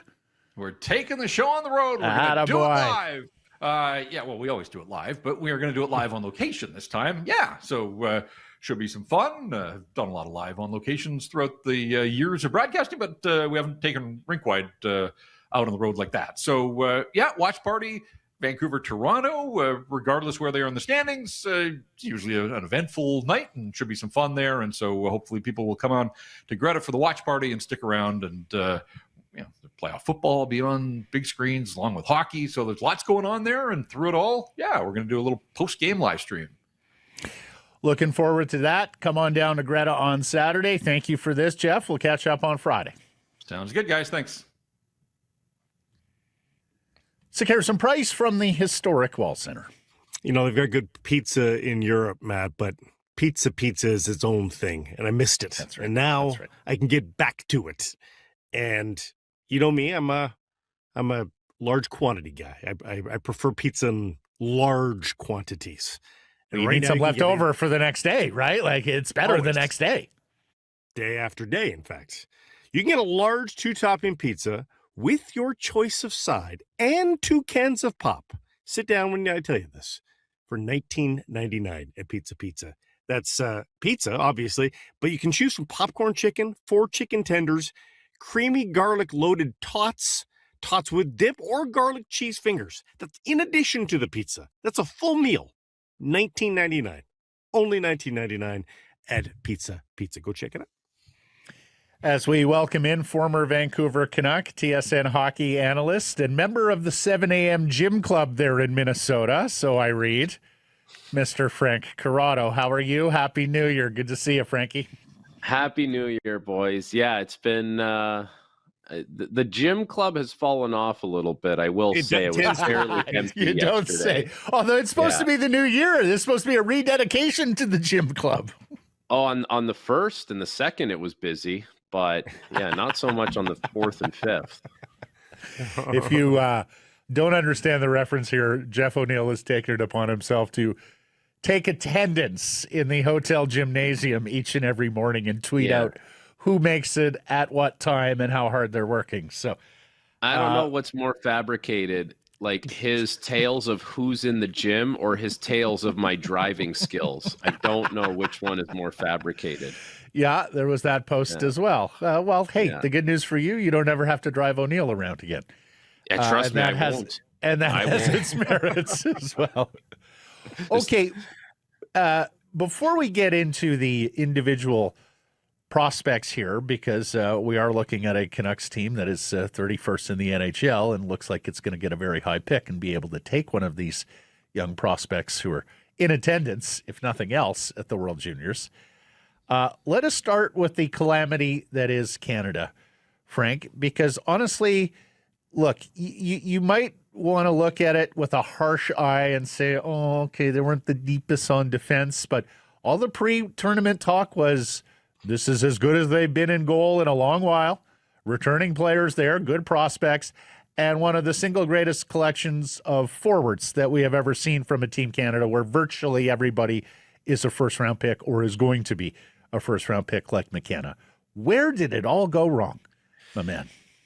It's a loaded question, but you're right. Like, this is as good as Team Canada is ever going to be in goal. Like, they have 3 studs. Like, Ravensburgen couldn't even play. He's a stud. Ivan Kovic's a stud. Carter George, great goaltender. I didn't fault the decision to go with Ivan Kovic. Lot of offensive firepower. All those guys first round picks, and a bunch of guys that really like bought into playing certain roles as well. So that was fine. I think the weak spot on this team was the back end, and ultimately, like, the decision to go with 8 defensemen kind of just tells me that maybe there wasn't a lot of faith in the 6 guys or the 7 guys, that you felt like you had to go with 8. So you have all these different flavors, all these different elements. But more than all that, like more than just the back end itself, like as a team, there wasn't like a willingness to lock it down and defend hard. It was these guys wanted to play run and gun hockey and outscore the opposition, which is great, which is what you need to do ultimately to win. But, you know, when push came to shove and they needed to lock things down for a little bit, they couldn't do it. And I can't help but wonder this, like, this is my big, you know, overarching thing that I'm thinking of today. And it's hard to maybe think this because last year offense was so hard to come by. Would they score 13 goals all of last year's World Junior tournament? And this year they scored a ton, but they couldn't defend. So I'm kind of wondering this. At younger ages, like the grassroots level, minor hockey, are we just putting players on the ice with skills coaches and having them go through all these pylons and deke all the sticks and do the under the sticks, sauce pass, and do the obstacle courses, go in and take a shot? And are we turning young players' brains off? And are we losing our like way of managing games and thinking games and strategically kind of plucking our way through games? Because Canada's always had a massive skill advantage. And that's, you know, to a certain degree, that is still there. Think about the guys that aren't on this team. Celebrini, Schaefer, Berkeley Catton, Ben Kindle, Sam Dickinson. They're all in the NHL, right? So, but forget about it. Like, we still have a lot of good players. But another area, I think, as Canadians playing hockey, we had an advantage was that we're so smart about hockey. Like, we get it. We know how to win. When push comes to shove, we will do the right things that lead to winning. And, you know, this Team Canada, they didn't really do that. So I wonder, like, is this from a young age where we're just doing all the skill work and the obstacle courses and we're shutting off our brains a little bit and sort of losing that, like, how do we win this game, or how do we think better than the other team aspect. But it can be both, right? Like Macklin is a perfect example. Like, there's a complete hockey player, and I don't think we can just throw away the fact there's a half dozen players that would be the top 6 of this Team Canada in the blink of an eye, and they're a different team. They run away with the Canadian. They made it to the semis with this group, with those 6 players that you just talked about, 5 or 6 players. Like, they are a different team. So I'm not terribly worried, but I think you can do both, can't you? You can still have them be as creative as they are. 2/3 of the practices, they're doing what you just talked about. And then maybe we do just amplify a little bit more defensive responsibility. But I mean, it is happening. Macklin's a complete player. He'll do it all. Yeah. Yeah, Ben Kindle's a really good player. Like, there's a reason why Pittsburgh relies on him and has him play and gives him responsibility. No, I get it. I get it. But yeah, like, as far as this team goes, they never really, like, and sorry, I think we need to give the Czechs a ton of credit. Like, that team beat Canada at their own game, like, especially at this tournament, right? Like, forecheck hard, get in, get pucks back, compete, pursue it, put the other team under duress, and have them have to problem solve all night. That was Canada's game. That's what Canada's been good at this tournament for such a long time. The Czechs did it better. And I think that has to be at the forefront of it all. Like, they were feeling really good about their team. Like, they were kind of saying this is the best team that they've sent in maybe 10 years or so, maybe even more. And it showed. Like, that team was hungry to win, and they played better at the end of the day. And Frankie, Michael Hage in and of himself, how many nights is he going to hit 3 posts and go 0 for 2 on penalty shots? Right? Crazy. Like, yeah. Like, if he gets 1 goal there, it changes the flow of the game, and I think Canada wins that game. Yeah, like that's one moment you can look to. Now, their power play was outstanding. That was a big reason why they were going to have success. Like, I kind of said on the broadcast, like, that was the ultimate momentum grabber for them anytime they had the power play. And Michael Hage, I don't know what you guys thought, but I thought he was their best, most consistent forward. He was awesome. I think that's a miss that they didn't name him one of the 3 best players. He was outstanding. One more question about the team itself before we get into McKenna, Stenberg, and some others. But and this may apply to the Olympic roster as well, Frank, so feel free to chime on this. These are all number 1 centermen, number 1 wingers at the club level. Nobody in this forward group lacked for offense. Why do we put them in roles? Why don't we just say, guys, let's come at them with wave after wave after wave of offense.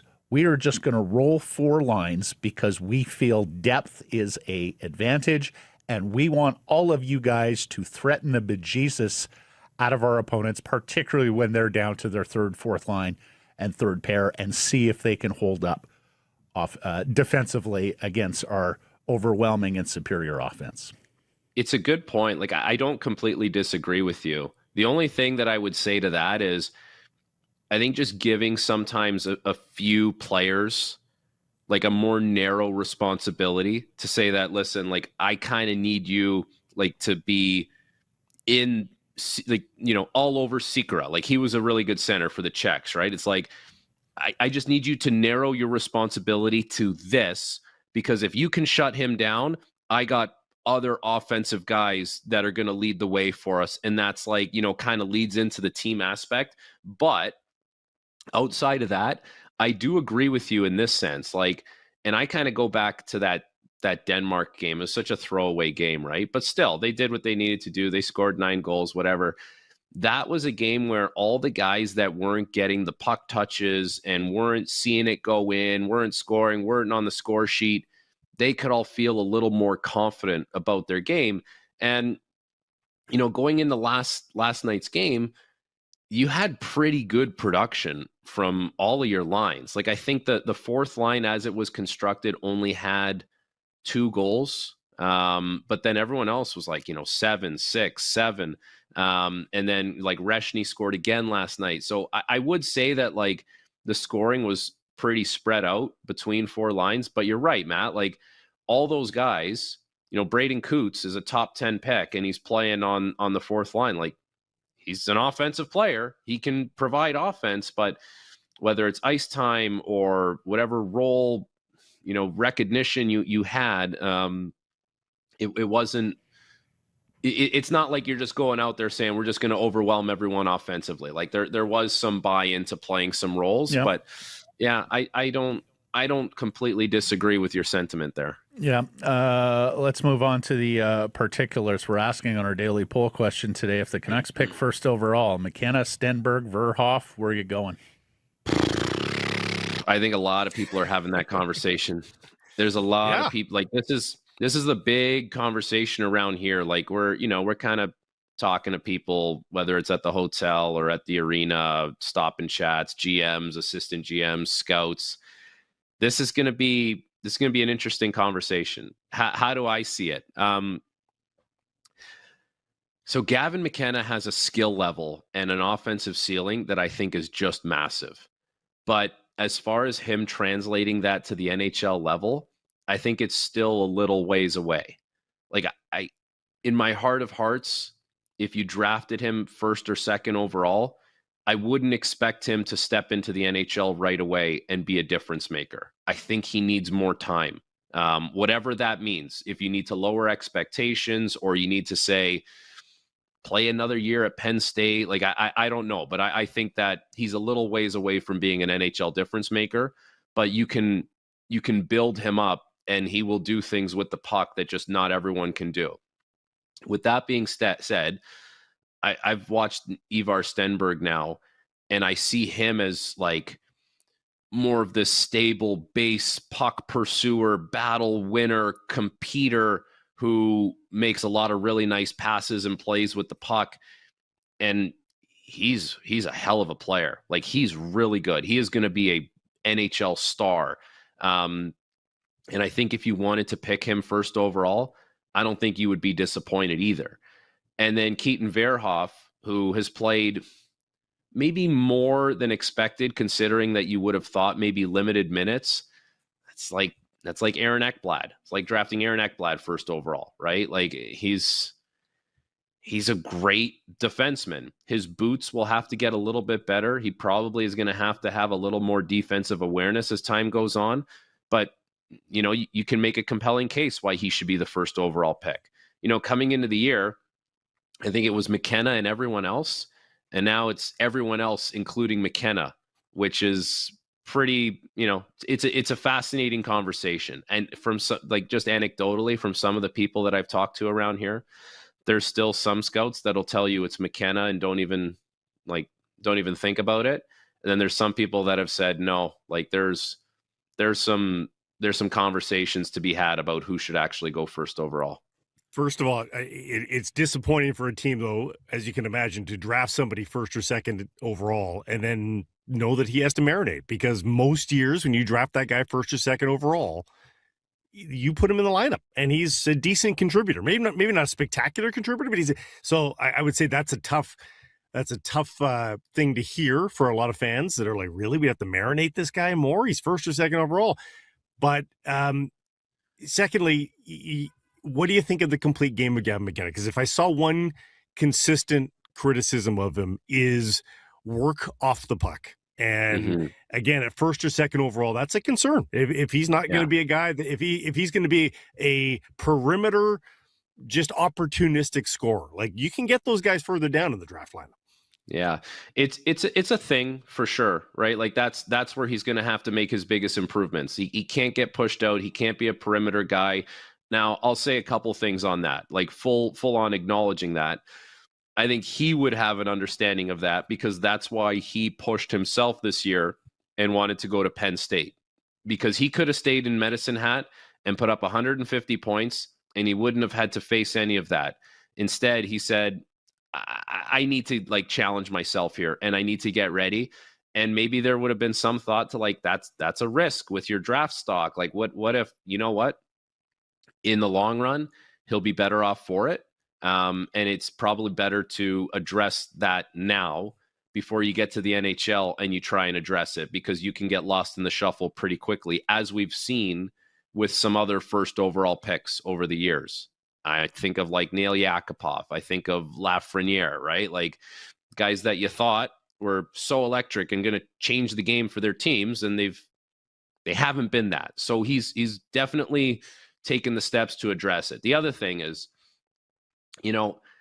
some of the plays that he makes passing the puck, guys aren't really ready for it. Like I've seen a lot of times where, he makes this unbelievable pass and he catches someone on his own team by surprise and they can't finish. And then I wonder, well, what happens when you put him with really gifted NHL players? Are they expecting it? Can they see it? Does all of a sudden it materialize? So I think that's an aspect of his skill level that maybe, you have to take into consideration as well.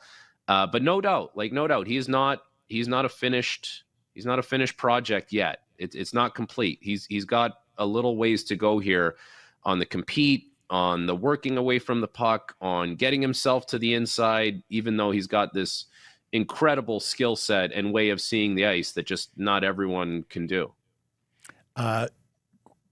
For many, it may come down to this. Do either of the wingers project as being able to play center in the NHL? What do you think of McKenna? No, I don't see McKenna as a centerman at all. I see him as a winger. Stenberg, I would have to watch a little bit more, but I mean, if the guy's already a winger at this point, I think it's hard to make him a centerman, right? Like we've seen so many centermen at this age in their draft year go to the wing. That's it, right? when that's happening, it makes it really difficult, near impossible. I would say it's impossible to go the other way. Okay, the Canucks. So the Canucks. Who you should answer the question? Who are you taking first overall right now? Drafts today. You know what?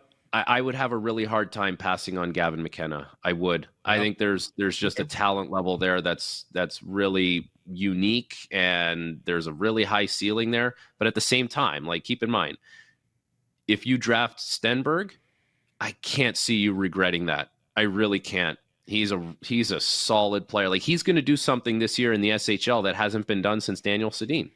Like, he's going to break the record for most points by a draft eligible player in a league where it's very difficult to get points. And he's the best player on his team right now. Think about that. Like, the guy's an 18-year-old. He's the best player on his team, and he plays on a really good team. Like, they get the best players every year. He plays for Frölunda. Like, they get the best guys every year, and this kid's the best player. So yeah, I don't think you can go wrong, but I don't know. It's something about this McKenna. Like, he does some special things with the puck that I think as of right now, I would probably still take him if I were the Canucks picking first. Our first chance to talk to you since the Olympic team. What did you think of it? Do you think they made any mistakes in terms of roster selection? Well, we won't know if they made any mistakes until the gold medal game, or if they get eliminated before that. Because if they win, then there's no mistakes. If they lose, then there's mistakes. I'm not overly surprised. I think the guys that made the team are all very deserving of being there. I'm sure you guys talked about it, but the one guy that isn't there that is a surprise is Sam Bennett, because it feels like that's everything they want to have in that kind of player. And I get they're taking Tom Wilson, and he will fill that role for sure. But yeah, that's a surprise. On the back end, I mean, those are all really good defensemen. They're all guys that were named to that team last year. They're all guys that you have a lot of trust in. Matthew Schaefer has been unbelievable. Is there a world where Matthew Schaefer could have been on that team and you could justify it? Absolutely. I think he's very deserving of being there, but all these guys being older and more experienced, I don't know. In their minds, that probably puts them there. And good for Bo. I'm so happy for Bo Horvat. I think that guy got, and we've talked about this before, but he got a bad rap leaving Vancouver. And now a few years later, he's on Canada's Olympic team. It's the hardest team in the world to make, and he made it. So that was very nice to see for a former teammate and former road roommate. He's been a loyal Hockey Canada guy. I'm not going to diminish what he's done on the ice, because his numbers have been great as a New York Islander. But he showed up at the Worlds last year as a star-studded World Championship team that disappointed. Mm-hmm. But ultimately, he's on a team with McKinnon and Crosby over there. Do you think that one of them might have whispered, "Hey, that's a glue guy. We want that kind of guy on the team"? I mean, like, listen, I think if there was a bullet to use, like, and it was the top guys, I think McDavid's going to use that bullet for Zach Hyman, just the way Crosby would do with Chris Kunitz. But yeah, you never know, right? I just think if those conversations are happening, like, that's probably the one that would happen. I think Bo was one of those guys that management really liked, right? Like, versatile guy, can do everything for you. Why not take that guy and just, if you have to put him in the lineup, you know what you're going to get. Like, it's a very safe pick. Yeah. Boy, Schaefer looks so good. The other thing, just quickly, Frank, the right side, they have the old guy in Doughty. They have the beat-up guy in Parayko. Would you sweat at all any of those lefties having to play the right side if, for whatever reason, Doughty and Parayko aren't able to do it? No, I wouldn't sweat that, because I think the Shea Theodore play the right in Vegas. He might have. He had in the past, not this year. Sanheim as well. People tell me he can play the right side, but Theodore Sanheim haven't played the right side at all, or much. I don't sweat over that. I don't sweat over that too much. And I think Doughty being there is just to have a little bit of that, like, that FU energy around, right? Like that big dog, big presence, been there before. I think it's important to have a little bit of that. Like the way he carries himself, guys can feed off that, get some confidence with the way he carries himself. Yeah, he was daring them not to take him. He was daring Hockey Canada to not take them. He's like, I've won a spot. Well, outside of Crosby, he's the only other Olympian, right, of this group. And Bennett, boy, if you're going to put people in roles and you're not taking the ultimate role guy and a serial winner, I will not want to be John Cooper if you don't win gold and your role guys don't live up to their roles. Anyways, we'll see. Marvelous stuff, Frank. Thank you for this. Enjoy the medal games today, and we will catch up next week, my dude. Okay, boys. Have a good one. Harrison Price from the historic Wall Center and the Pacific Toyota Dealer Studio, built by Arbor Lee. Cheer louder when you're rested. Book your staycation here at the Wall, just minutes from the stadium and arena. Unlock that Harrison Price rate. Call 604-331-1000. Some blackout date supply based on availability. So the NFL playoffs are set after Week 18 of the regular season. A fantastic Sunday night finish. Not sure the rest of yesterday had the sort of gravitas that I was looking for, with a bunch of teams resting guys. And anyways, there was a couple, but for the weekend there was a couple of spectacular games. Yeah, I mean, the Seahawks, San Francisco, Tampa, Carolina, and look, I don't think either of them were particularly well played. Now, in Tampa was a monsoon, but you got late game drama. Fair enough. Seattle beat San Francisco on Saturday night, 13-3 in Santa Clara, in a game that makes you think the defense is Super Bowl worthy and the quarterback is not. They claim the NFC's top seed for the fourth time in franchise history. Our friend Captain Greg Bell reminds us each and every time he's on. Every single time the Seahawks have been the number one seed in the NFC, they have made the Super Bowl 05, where they lost Super Bowl 40 to Pittsburgh, 2013, 2014. Of course, 2013, a championship. So we'll see if that historical trend holds. 14 wins is the most ever in a Seahawks season. 8 road wins, same. Plus 191 point differential is best ever. Of course, the NFL moved to 17 games 5 years ago, so a little bit of context on those records. Sam Darnold, an efficient 20 for 26 for 198 yards on Saturday, but a fumble, a missed wide open receiver on the goal line on a dig route too. Like, I don't know how he didn't see it. I don't know how he didn't see that.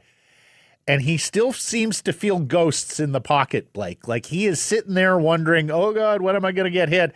When there's really not all that much pressure around him. So some concerning signs, for me at least, when I watched Darnold. The fumbles explained away. He was tripped. That was not your tip. That was not a handling issue, I wouldn't say. And I think that the play calling doesn't do him any favors here, because when the groundwork was working so well, the running game was working so well, they just didn't ask him to do anything crazy. And so it's an unspectacular game from him. But can you beat good team? Can you beat 3 good teams playing that way? That is the question now, right? Like, thank God for Charbonnet and Walker. and what they were able to do on the ground on Saturday night. And in the air, their little hitch passes were great too, right? Like they were great catching the ball. So here's the question. Go ahead. I was just going to say, I think that is a good. If they looked like that, Matt, against a 10-7 team, 9-8 team, I think your question, that is a really good 49ers team, and they made them look that ordinary offensively. So as long as the defense is that healthy, I think they can do this against. So here's my thing. That is a very ordinary 49ers defense. You're missing Warner. You're missing Bosa. There's nobody on the defensive line that scares me all that much, and it's a average secondary. As Aaron Levine notes from Seattle Television, umpteen chances to put the game away reminded him of the Tampa and San Francisco losses from earlier in the year. That's what would scare me in the playoffs. Sure. That's fair. But if Blake, that game doesn't beat the Rams. That game doesn't beat Philadelphia. And I'm not sure that game beats some of the better teams in the AFC either. If Myers nails both of his field goals and it's a 19-3 game, you probably aren't as hard on them. And a very uncharacteristic night for Myers, who's a terrific kicker who was just god-awful on Saturday. I'll give you that. So here's the question for me entering the postseason.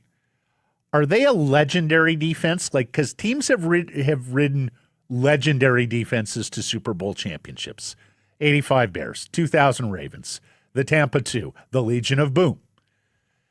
They won in many cases in spite of their offense. Mm-hmm. Or are they a defense that may not be legendary, but is great enough that they do enough to beat anyone in an imperfect season?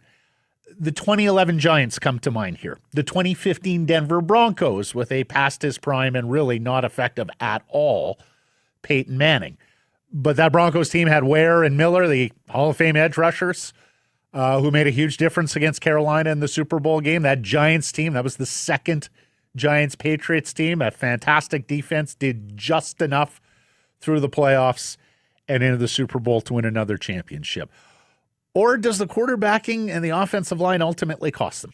These are the questions at hand right now for the Seahawks. There are some metrics that rank this defense with that Tampa team and with some of the legendary defenses in NFL history. We haven't spoken about them in those terms, but they've improved as the season has gone along and when everybody got healthy. So maybe they are a legendary defense, just maybe not from week 1 to week 18, and that came about later in the season. That's quite possible. Reputationally, obviously, they don't have the resumes yet to qualify as that. In hindsight, we may look back and say, this was a legendary defense that we just met this year, because the second they're going to have their opportunity. Yeah, I mean, they're going to have their opportunity. 3 wins away from a Super Bowl championship.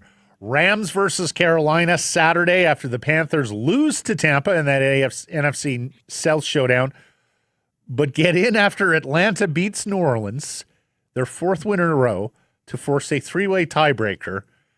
And then Atlanta becomes the first team in years to fire everybody after you win the final month. President, GM, head coach Raheem Morris, all out there. So, more on Carolina here for a second. Minus 69-point differential on the season, 23rd in the NFL. Only 3 teams in history have had worse point differentials get into the postseason. Rams in 2004, Broncos 2011, Seahawks 2010. That was the Marshawn Beastquake year. Each of those teams won a wildcard round. Wow. Well, bodes well if you are rooting for Carolina to beat the Rams in the wildcard round. Speaking of wildcard, a lot of people think this is a year for a wildcard team to go on a deep run because Rams, I mean. Well, but not even with that, just that the outside of a couple of really good teams, everybody looks pretty beatable. There's a lot of winnable games out there. Yeah. New England, great record, but weak schedule. Do you really believe in Bo Nix winning a Super Bowl in his second year with a still kind of a pop gun offense in Denver?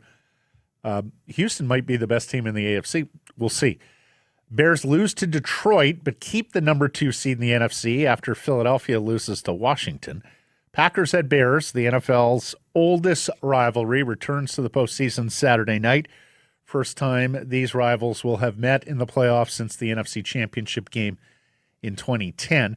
Green Bay wins. They travel to Lumen Field for the divisional round to play the Seahawks. 49ers at Eagles Sunday. If San Francisco wins, coupled with the Bears win, it would be 49ers at Seahawks in the divisional round. That's because the NFL playoffs, despite what we're showing you here, is not actually bracketed.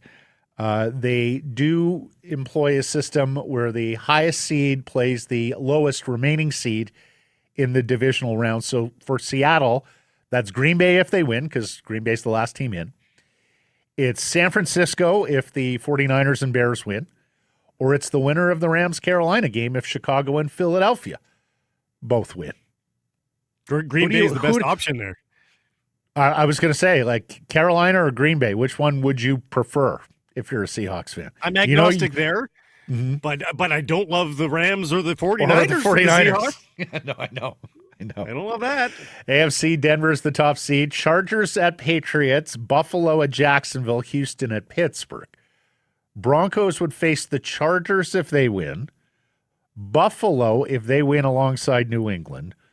Or the winner of Houston-Pittsburgh if both the Pats and the Jaguars prevail. Black Monday for coaches in the NFL, where we had a number walk the plank today. 4 of them walked the plank today, including 74-year-old Pete Carroll in what is almost certainly his final game on the sidelines, one and done with the Las Vegas Raiders. They have the first pick in the draft. We're the worst team. The ex-Seahawks coach is joined by Cleveland's Kevin Stefanski, who's a 2-time NFL Coach of the Year and is likely to get a second chance, perhaps immediately, amongst these openings. Arizona's Jonathan Gannon. We mentioned Morris in Atlanta. Of course, Brian Daboll with the Giants. Brian Callahan, Tennessee, were already sacked in season. CFL, where the BC Lions before you get to CFL, and there's a tie-in here because of the rule changes coming. Cam Little's 67-yard field goal has people, which was just tremendous, and his celebration was great too. But it has people questioning, where is this headed? They only had to get to the midway stripe, right? The center field. Yeah, the center field is like a 67-yard field goal because you're going back 7 yards and then you got the 10 yards in the end zone. So yes. But he's hit a 68, I believe, is the record, right? Or 69. That's the NFL record. So he's hit it. I thought 67 was okay. No, that was the second longest. But he's hit it where his team doesn't have to leave their own end. Like that's 68. Yes. Yeah. So that's from the 49, your own 49, Matt. That's You're right. Getting points. That's right. That's right. Is it a slippery slope here? Or should we just until it's regular? We're not worrying. Here's what I would say: is it a slippery slope? It could almost be more entertaining when you're talking about walk-off field goals or kicks for the tie from that distance. I think we're a ways away from it going any further than this, Blake. Same here. The panic. I don't see the 75-yard field goal coming anytime soon. Now, 70. But if 65 becomes regular, I hear you. The game changes. When you're not worried about offense into the opposition half. Yeah, I mean the game changes. You need a kicking ball at that point. But we'll deal with that when we need to. Here's what I'll say though: the number of conversations that I've had, specifically this year, but over the last few years with buddies, happened again on Saturday. I was out with 3 friends watching the game, and they say, can you believe kicking in this league? Like, have you seen some of the field goals that some of these guys are, first of all, lining up to attempt, right? Because there was a time when coaches wouldn't even allow this. They'd play the field position game. But now you've got coaches who are more than willing. They see their guy all week in practice, pregame warm-up, and they go, 67 yards, let's have a go. And it's pretty good field position. It's an awesome conversation starter, and it's a mini spectacle inside the game now, Blake. So you say slippery slope. I hear what you're saying. I think it has brought an excitement, entertainment to the league, and I want to see more of it. Or as Dave Naylor mostly sarcastically put it on Twitter, maybe you need a 15-yard end zone with the uprights at the back. That's right. Lions get busy in the early days of 2026 as they re-sign 4 veterans who stood to be unrestricted free agents next month. Defensive back Gary Peters, defensive tackle Jonah Tavai signed 1-year deals. It is 2-year deals for defensive end Sione Tuiema and offensive lineman Chris Slugger. Peters, of course, is the headliner here, a 2-time CFL All-Star who has become a leader in that Lions locker room, 120 games under his belt now with the Lions. And he had some miles on him before he even got to BC. His Ironman streak of 115 games ended this season, but 49 defensive tackles, 3 picks, 6 pass knockdowns, a forced fumble across 16 games. He is still a very, very good DB. Tavai had a fantastic season. His teammates were some upset that he didn't get CFL All-Star recognition from the media. Played 13 games this year, 26 defensive tackles, 5 sacks. 3 Down Nation's J.C. Abbott, who's based here and keeps a very keen eye on the Lions and on the league, said he was the second best defensive tackle in the CFL this year. Tuiema recorded 14 defensive tackles, 3 sacks in just 9 games before an arm injury. He's played 49 regular season games, 22 sacks. He is going to vie with those newcomers we were talking about down the stretch, Blake, Levi Bell, Bradley, and I, for time at defensive end opposite Mathieu Betts. Lions suddenly look to have enviable depth at that edge rusher spot that was a problem for them even sort of midway into last year. Suddenly teaming with talent there. And then Slugger, he started 16 games this year, many at right tackle. He's by trade a guard. Of course, that offense averaged 8.04 yards per play. It was a new league record. So a versatile and valuable piece for the Leos on that offensive front. We'll see where they go with the 2 tackles, Darrell Broxton and Dejan Allen, who are both free agents, as well as Canadian guard David Foucault, who suffered an awful injury in preseason, missed all of last year. Whitecaps, where winger Ali Ahmed signs a 2-year deal with English Championship side Norwich City for a roughly $2.6 million Canadian dollars. Now, this is a real success story for Whitecaps development as he goes from being a Whitecaps FC2 player to scoring MLS Cup goals and appearing for Canada internationally. Some are surprised because Norwich is the 22nd placed team out of 20 now. I think they sunk.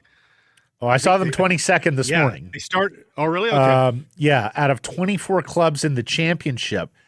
So they're at risk of relegation to fall to the 3rd division of English soccer, Blake. Yeah. So, at that point, being on a bottom 3rd team in the championships, that in and of itself is not the end of the world. I don't love that for him, but I would say there's ways that you could spin that positively. But I mean, they are, of course, past the halfway mark of their season here. And Matt, if they were to be relegated and end up in League One, that's not a developmental step forward for Ali Ahmed. Like, I haven't seen any mention of opt-out clauses for him or mandatory loans if that were to happen. But that can't be. Like, he can't go from MLS and being all this momentum into League One. That is not. No, that is not even a lateral move. So I'm concerned about this, and it's not for a fee that makes me say, "Oh, well, to hell with whatever he thinks that's worth it." You got to take that money, yeah. That's just a fair deal, if not a disappointing haul to get under $3 million in transfer. So fee. Axel Schuster had said before Christmas that they'd like to extend both Ahmed and Berhalter, but they only had the money or the cap space to do one. So number one, they should get on Seb right now. Make Sebastian Berhalter a legacy player. Re-sign him here. Make sure he's here long term. And then I wanted to bring up the updated depth chart here for those of you on visual platforms, because Whitecaps report for training 1 week from tomorrow. Now, this is after Jaden Nelson traded to Austin and Ahmed sold to Norwich City. This is from Glass City, who keeps a keen eye on the club. So for those of you on visual platforms, he's moved Ryan Gauld over to left wing, and that gives you opportunity to play Ryan Gauld and Thomas Muller in the same starting 11. Of course, you have Sabi on the right wing. Kenji Cabrera, Peruvian, who dipped toe, but they have high hopes for and was always going to be expected to play more this season. And then your central midfielders there, and with Kubas, Berhalter, and Suresh Jivan Badwal, they look a little thin in those two spots. Blake, talk to me. Yeah, I mean, it is weird, and you have to remember that, this year didn't include Ryan Gauld. So we're presuming he's going to be able to start matches in February. And if that's the case, well, then what we see in front of us is indicative. But, he provides new depth that they didn't have last year. Like, we didn't even consider Ryan Gauld for 70% of the season in the starting lineup. So, and I've been on the Kenji Cabrera train from the end of last year, even like while they're still playing games. Like, Kenji Cabrera is a player. Like, he is going to be very good for the Whitecaps.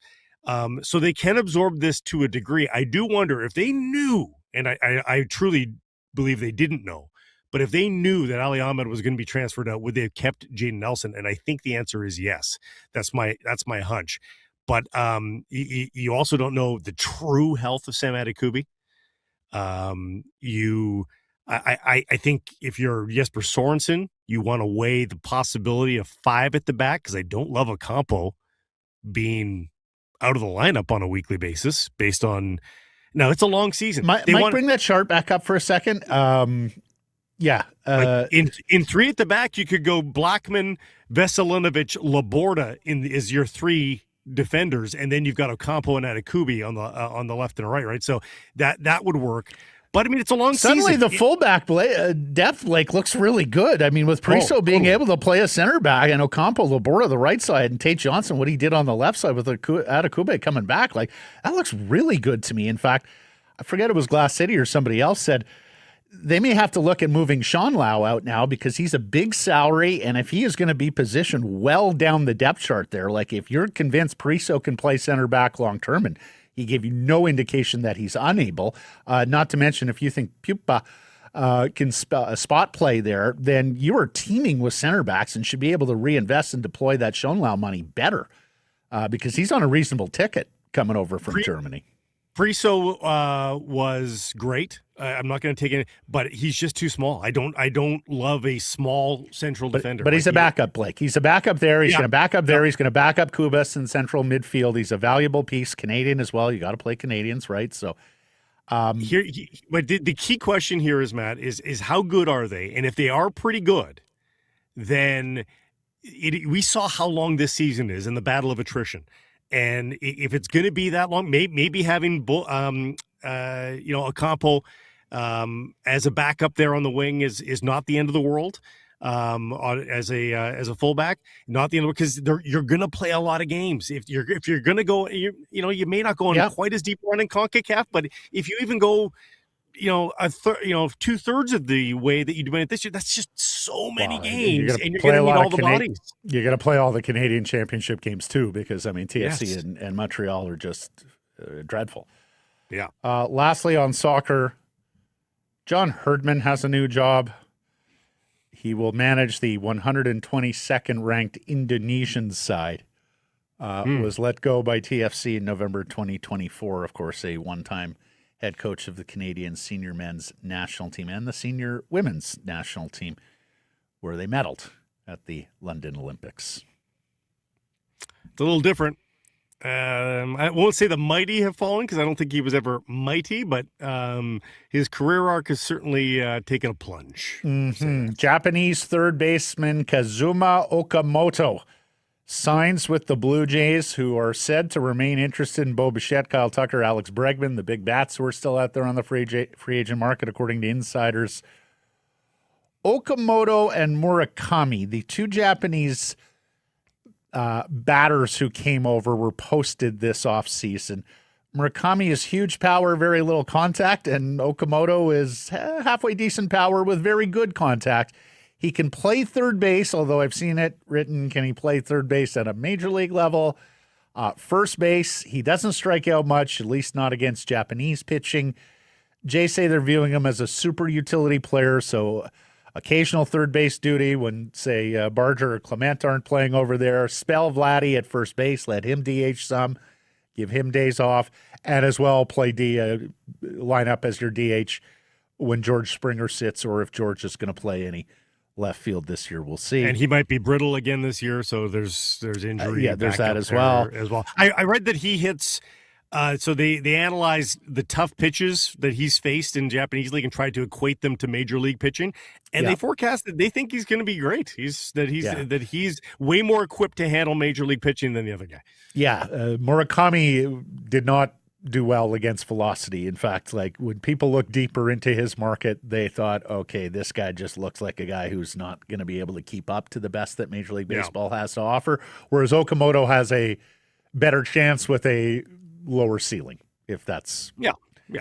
and bench coach Don Mattingly, his contract was not renewed. We knew he's moving on. He's got a new job as the bench coach of the Philadelphia Phillies, where his son Preston is the general manager. And,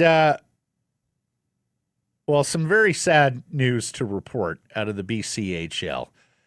Alberni Valley Bulldogs play-by-play man Evan Hammond, the dean of BCHL broadcasters, passes away suddenly over the holidays at age just 45 years old.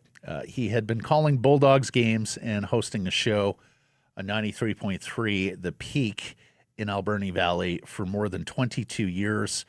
He was known as the Sound of the Valley, nicknamed the Hammer, and a pillar of that community, but more importantly, a father of three. His son said, and this from the Victoria Times columnist, quote, "He has always believed in the power of connection, story, and community.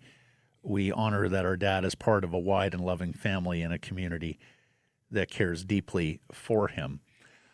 Bulldogs players paid tribute to Evan post-game Saturday after a 10-4 victory over the Surrey Eagles. You can see there's the captain carrying around the hammer, indicative of Evan and what he meant to that franchise. And a well-attended game, as you can tell, too. A very well-attended game. Oh, you think they were playing with some passion? I mean, 10-4. Surrey's not that good, but wow, 10 goals. They played with a higher purpose. There's the team huddle at the end. They would then lift the hammer. Just incredibly sad news for an awfully young man to lose his life. And our thoughts and condolences go out to Evan Hammond, his family, his friends, and, of course, the Alberni Valley community, including the Bulldogs, who are mourning. Never met Evan, but we on TSN 1040 used to do our BCHL report of the week. That's right. Voice of the week. And more often than not, there was a few dedicated guys that I think put their hands up to be that voice of the BCHL report weekly. And more often than not, it was Evan Hammond. So we kind of feel like we know him a little bit. He was a pillar there. Yeah, it sounds like dedication was part of what he did. 22 years there in that market. Results from the poll questions on the weekend. Are the Canucks in a better situation if they had chosen Bo Horvat over JT Miller? Yes or no? What did the people say, Blake? Yes. The people said yes. Yeah. Percentage? 68. 81. Malcolm, without question, the original sin of this management group, and a very easy point to go back to and say where it all went wrong for this core. Horvat signs for far less than what he ended up signing for. You get a better return for Prime Miller on the last year of his sweet deal. Wes says no. Anyone saying yes is delusional. They needed a first pair right shot D, which they got in the proceeds of the Horvat deal. Horvat's leadership was called, quote, country club. Todd, a better situation? Well, they're 31st place in the NHL, so there's that. Yeah, fair enough, Todd. Fed Up Canucks says should have traded EP40 and kept Bo. And JT, make that your poll. We just might. And then the other poll we fired over the weekend after the loss to Boston, are the Canucks the worst team in the NHL? Yes or no? What do the people say, Blake? People said yes. Okay, percentage? I'll say 80 again. No, 66. No, I should have reversed it. Okay. Yeah. Ivy, no, they're not. Winnipeg is the worst team in the NHL. Yep, by standings points, that is true. Canucks Singh says, we are the worst. Winnipeg will come back to life. Dermott, objectively, no, but their home record makes them the most embarrassing by a wide margin. And Jim says, maybe, but need to sell more to make sure. I hear that as well. Did not get an E or O from, I guess, what was it, Wednesday's program with Jeff? It's a clean slate. It's a new clean year. slate. Come When Blake's on. not here, it's a clean slate. Thanks for joining us, everybody. Appreciate you spending some time connecting with the program. Please do subscribe to all our assorted channels, YouTube, wherever you get your podcasts. Costs you nothing. Follow on social, X, Insta, Facebook, TikTok, YouTube, Blue Sky Live at noon Pacific time weekdays on many of those platforms. Reminder, tomorrow with the early start in Buffalo, we will be 10 a.m. live. Same with Thursday from Detroit, 10 a.m. as well. And please do support the community sponsors you hear us talking about. Keep it local.